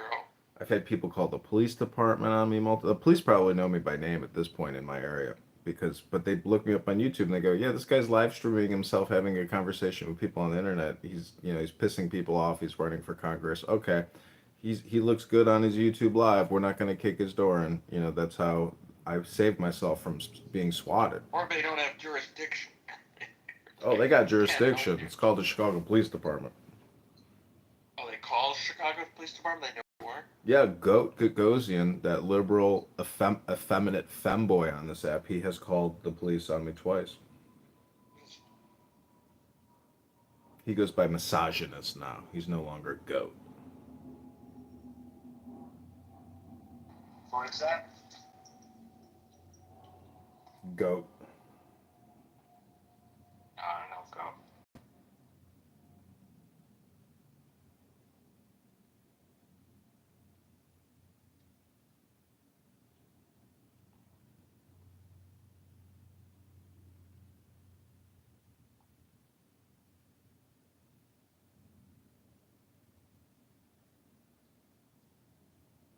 Why is my hallway down to 10 rooms? What happened?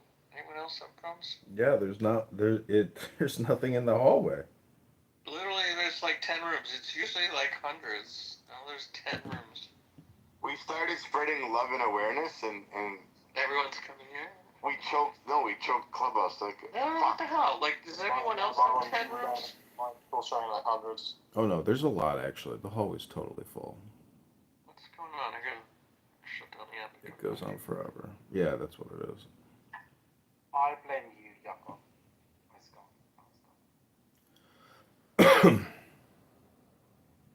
I'll be right back. I see a room with, oh man, Palestinians are suffering too. Let me Sue's in here. Please don't tell me you're going to go to Amir's room. I need to witness this. Yeah, but Daniel, if we both leave, the room might be closed down. What? No. I don't care. I'm just like in the background while I'm working. Surprise, where are you from, Miles? From UK, man. Whereabouts are you from? Yeah, I clocked on you from the UK. I mean, like, whereabouts? I'm not asking for your place. Yeah, well, I'm usually either based in Manchester or I'm based in London. Oh, okay. I'm And yourself? Warwickshire. Nice.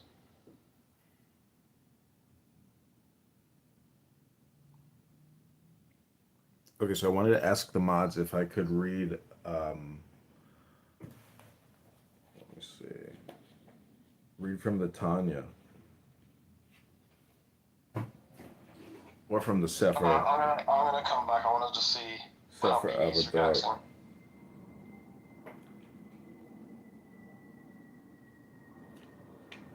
Who was in that room earlier? He said he's a Zionist, but he's proud to put up that title.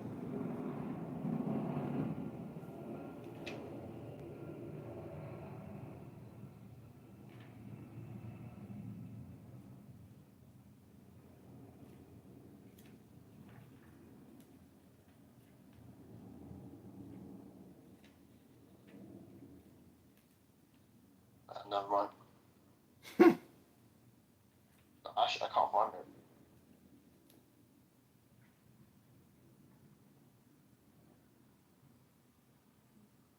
Echo.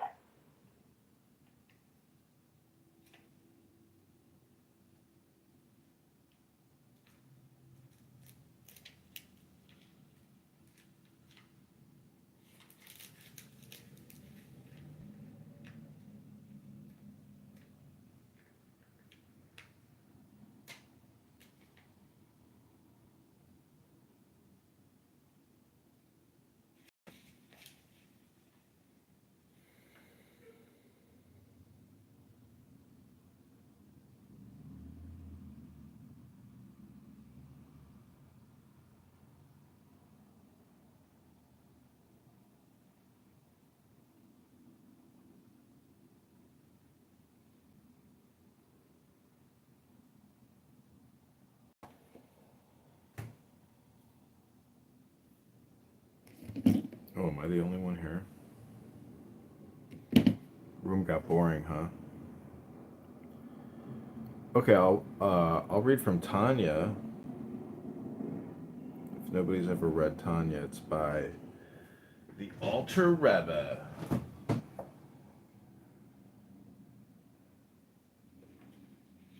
Okay, Tobias, pick a number 1 through 50. Oh, he left us.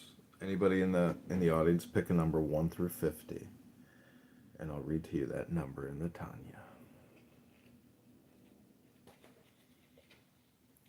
I'm not going to read it unless somebody puts a number in there. So take your fat little fingers, click the chat button, and put a number 1 through 50. Go ahead. What number speaks to you? Is it number 10? Number 7?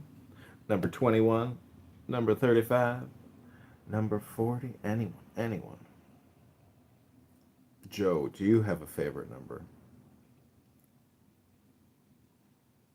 13. You like 13? Okay, this is your number 13. It's called internal conflict. Do you know what internal conflict is?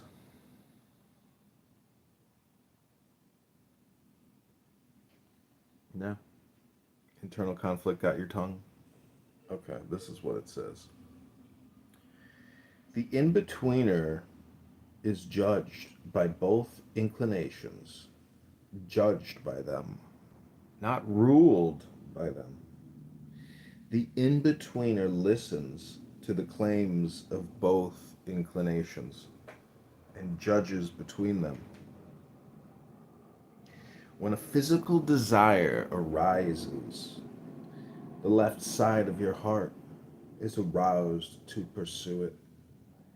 This is the voice of the inclination towards selfishness.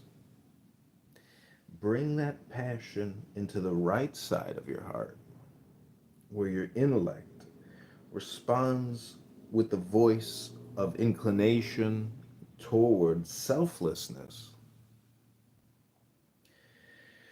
Most often, the two inclinations are in conflict, so lift the matter to God, who will strengthen the goodness of the right, as our sages teach. Without God's help, the evil inclination could not be overcome.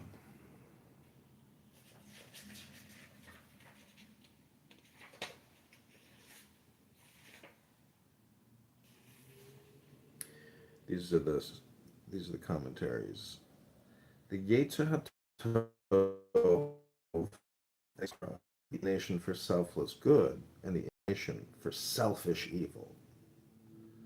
The Alter Rebbe deliberately misreads the text to argue that the Benoni, the in-betweener, judges between competing passions rather than is judged by them. Since everyone has both good and evil inclinations, there's no sense in being judged by them, but only by how you handle them. The in-betweener lifts the competition to God.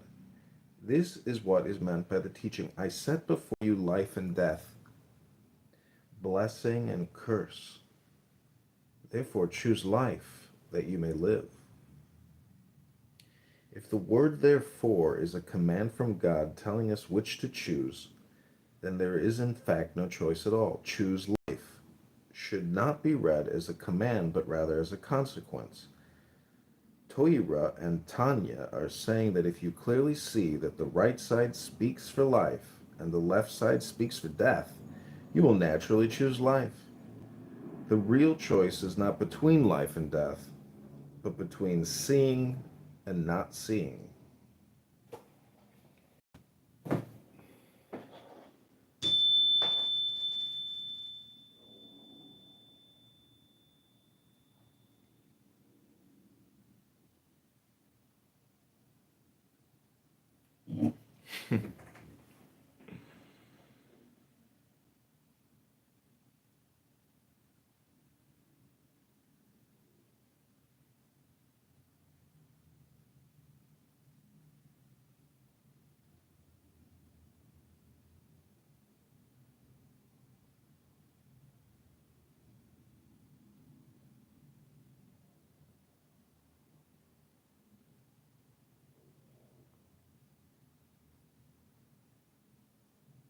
What'd you think, Joe? What are you reading this morning? It's a book called The Tanya by the Alter Rebbe.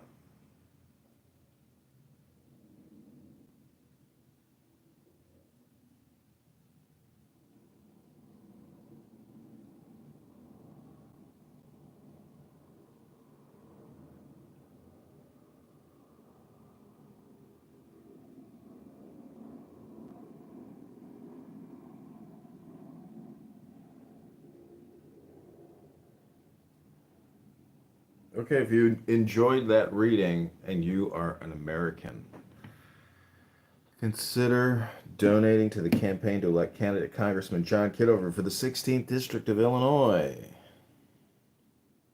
Thank you for your service. Thank you.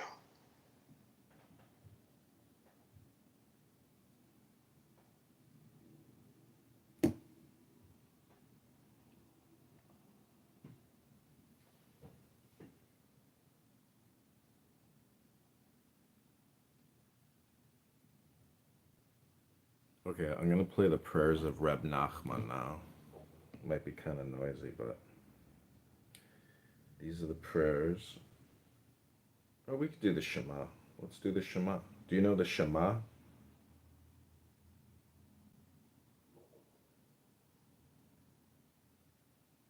No? Yes, I do. This is the Yemenite version.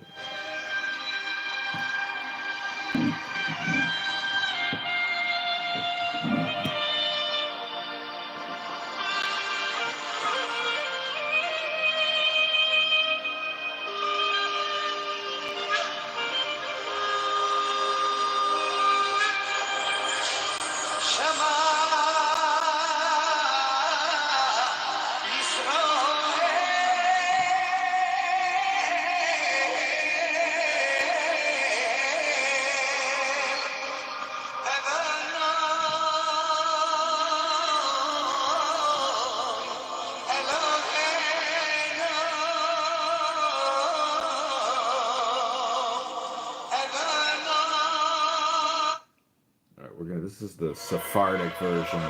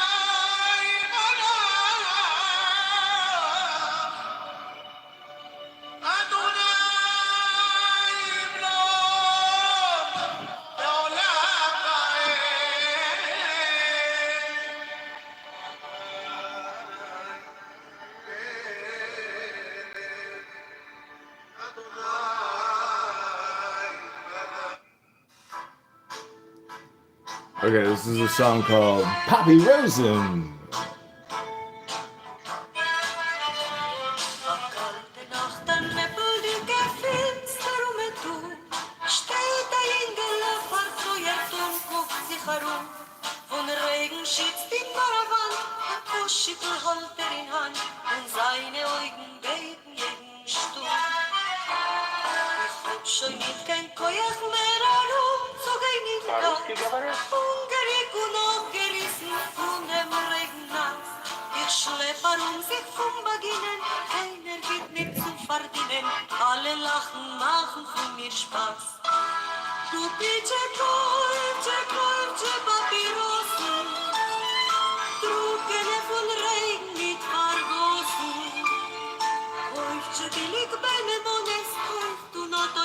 מרחמונס, רטבת פונונגר מחצי. ופיצ'ה קויצ'ה שווה בלוחן פיקי, דרמי ותירה יוסם דרקביקי. Und siehst mein Schreien und mein Läufen, keiner will bei mir mitkäufen, wo ist will ich losen wie ein Hund. Ich hab gehabt eine Schwester, ein Kind von der Natur, mit mir zusammen sich geschleppt und sie ein ganzes Jahr. Mit ihr gewinn ist mir viel geringer, leichter, wenn pflegt der Hunger, wenn ich pflege guckt und nur auf viel. Mit einmal geworden ist sie schwach und sehr krank, auf meine Hände gestorben ist sie, auf verlassen Bank. Und als ich hab sie verloren, hab ich halt schon angeheuert, soll der Deutsch schon kommen euch zu mir. Kupice, kolce, Papyrossen, Druckene von Regen nicht vergossen. Koivce billig Benemones, koift du not auf mir Rachmones, rate weg von Unger mich hat sie. Kupice, kolce, schwebe lachan Piken, der mich vetira Josem der Quicken. Sie ist mein Schwein und mein Lust, keiner will man mir mit Koifen, und jetzt will ich losen wie ein Hund. Kupice, kolce, Papyrossen, Druckene von Regen nicht vergossen. Koice billig Bananas, koift du not auf mir Rachmones, rate weg von Unger mich hat sie. Kupice, kolce, schwebe lachan Piken, der mich vetira Josem der Quicken.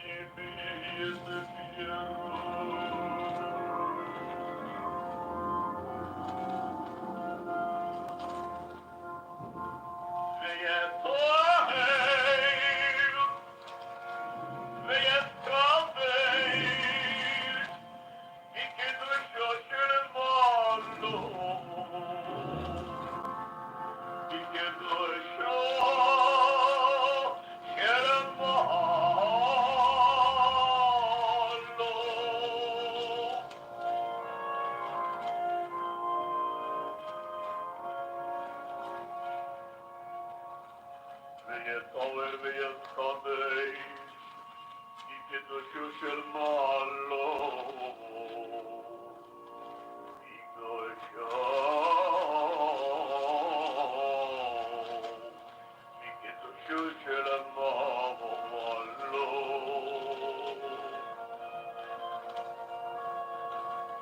ועל ידי זה ישפע שפרו בכל אוהל ומועל, ולסכן את נפשו יסרנו ורוחו יסרנו, ומי ישמו יסרנו מכל שיק,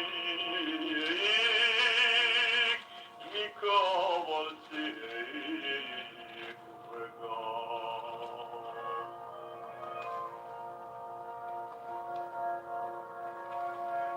ולסכן את נפשו יסרנו, נפשו יסרנו ורוחו יסרנו, ורוחו יסרנו ונשמו יסרנו, מכל שיק, מכל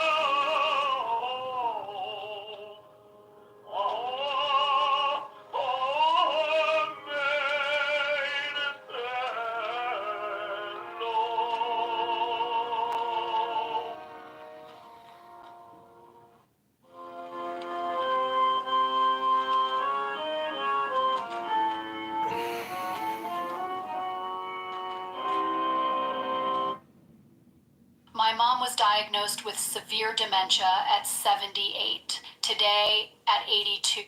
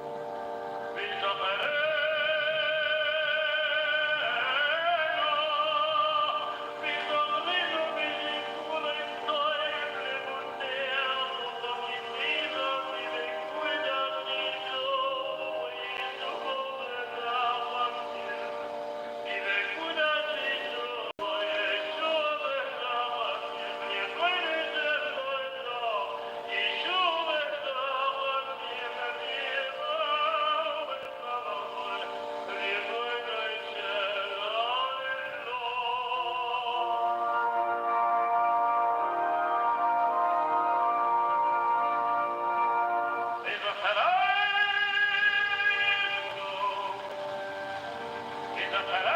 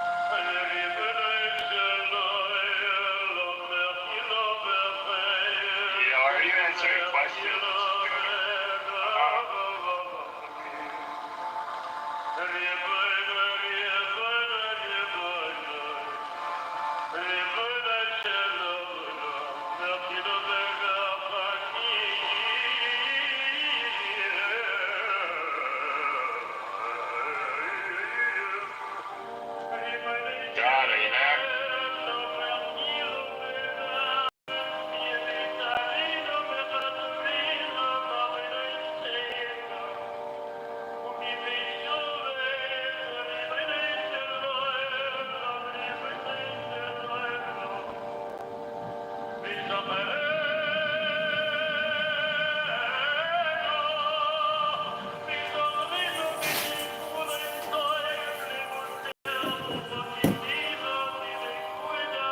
Somebody there?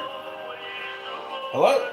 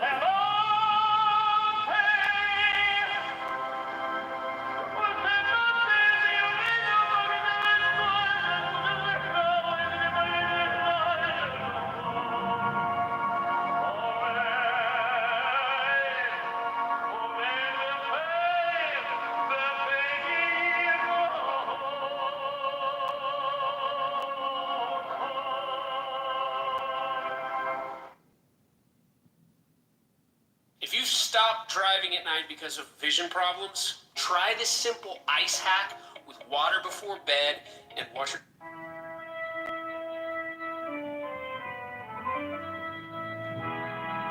Yo, guys, please let's stop. Guys, please let's stop.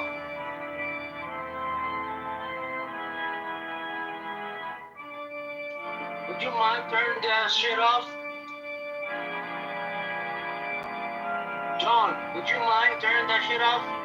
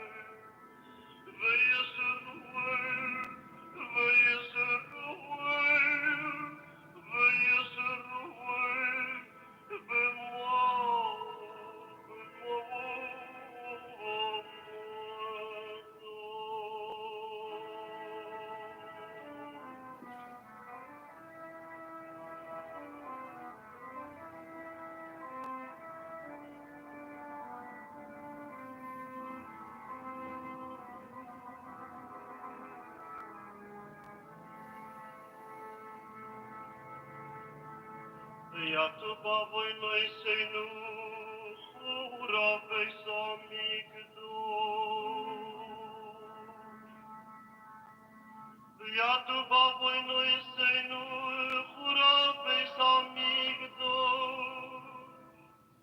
besamigdor și huraba va voi noi seinul. O butala tomi, vilonului hoim bahavui tul soi, veloi levi bedu hui noi,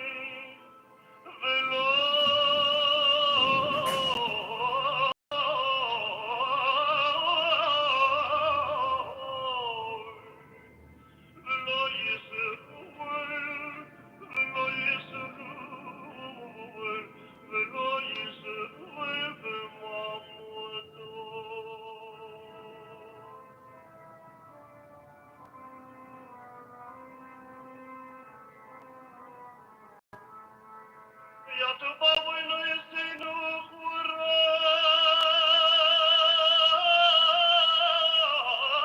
pesta mictuș, o butala tomi,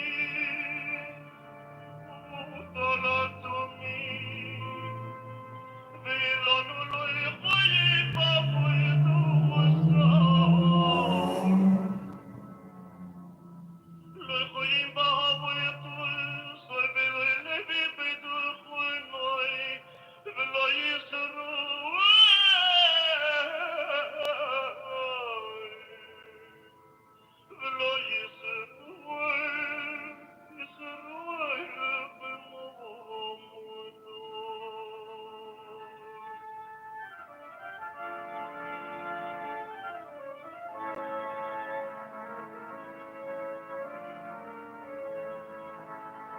Iată martune și-almă purim spuseinu, Lăhăie iruțoi mi-l punea, iruțoi mi-l punea cu adrișe meloi cheinu, veloi chei, o voi stăruienu.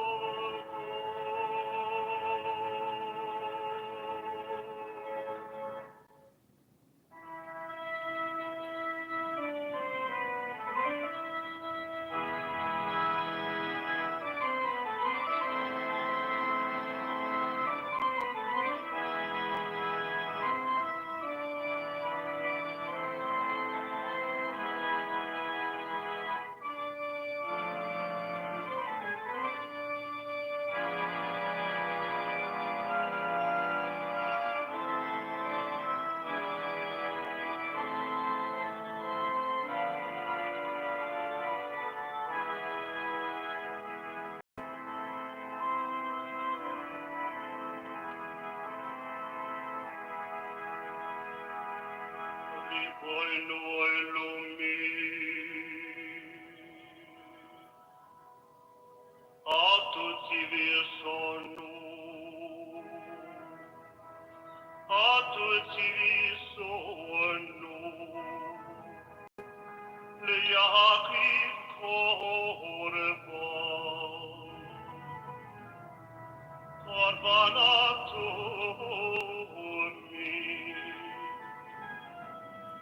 להקריב קורבנות תמיד, להקריב קורבנות תמיד, במוי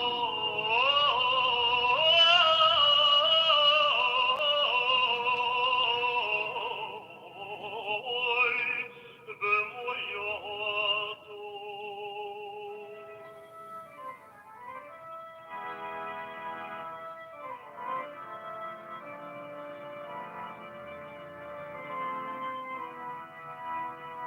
Великий искоянин Богобойду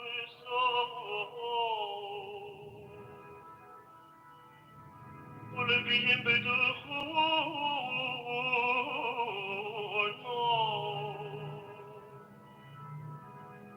Улыбием бедуху,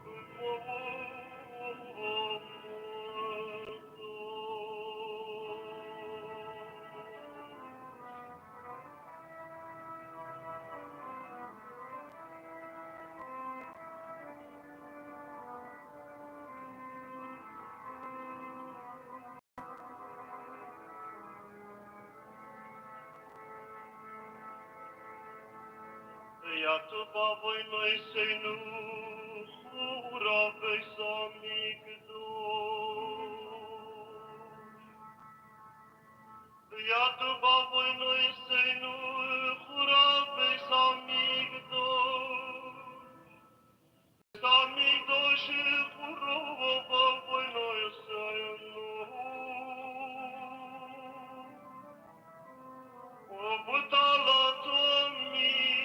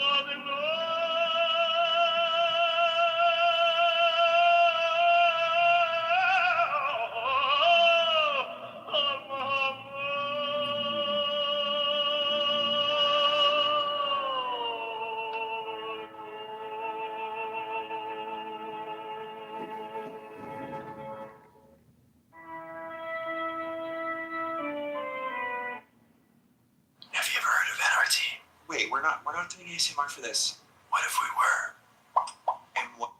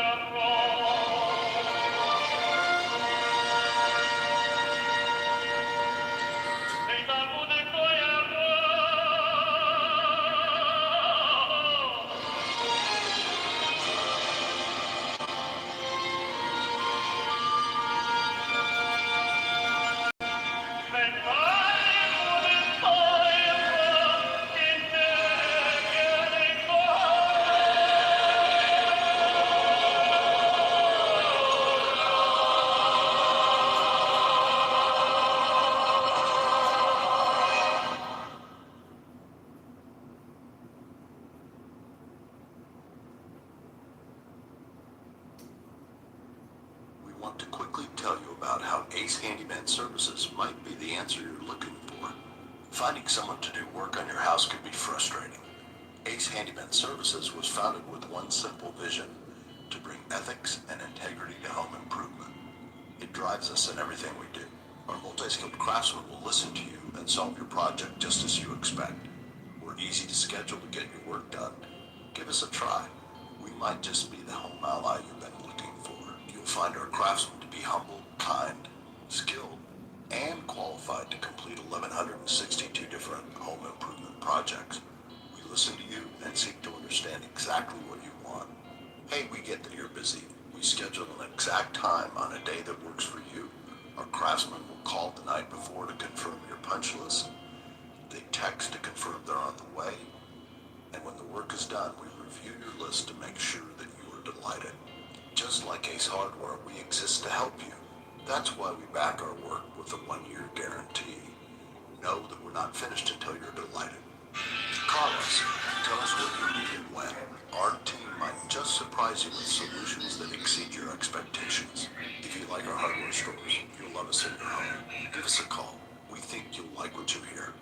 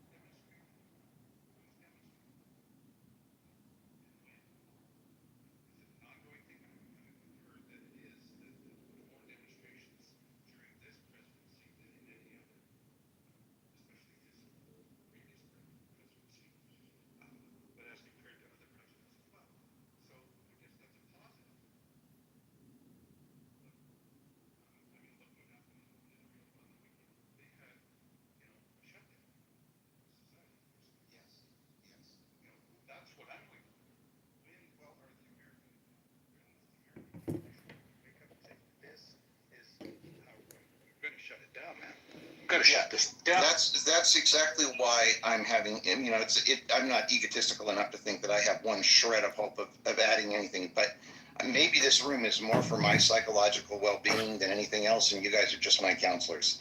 But I feel like people who are good people and who, in most cases, have decent views, have been absolutely led astray by their addiction to Trump's version of reality.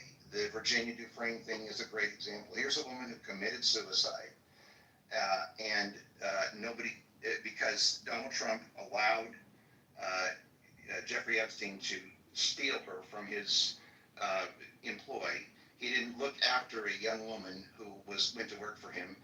And so she probably trusted him. I remember being a teen and going to work for someone, and I wasn't a young woman, but if one of my daughters went to work for someone, I would think that they were going to have some effort to look after her. But this was a young woman who had no family to look after her. And so we have these people who argue vehemently that we believe in family values, and yet they don't care that women and girls have been abused, and they're not willing to hold their leader accountable.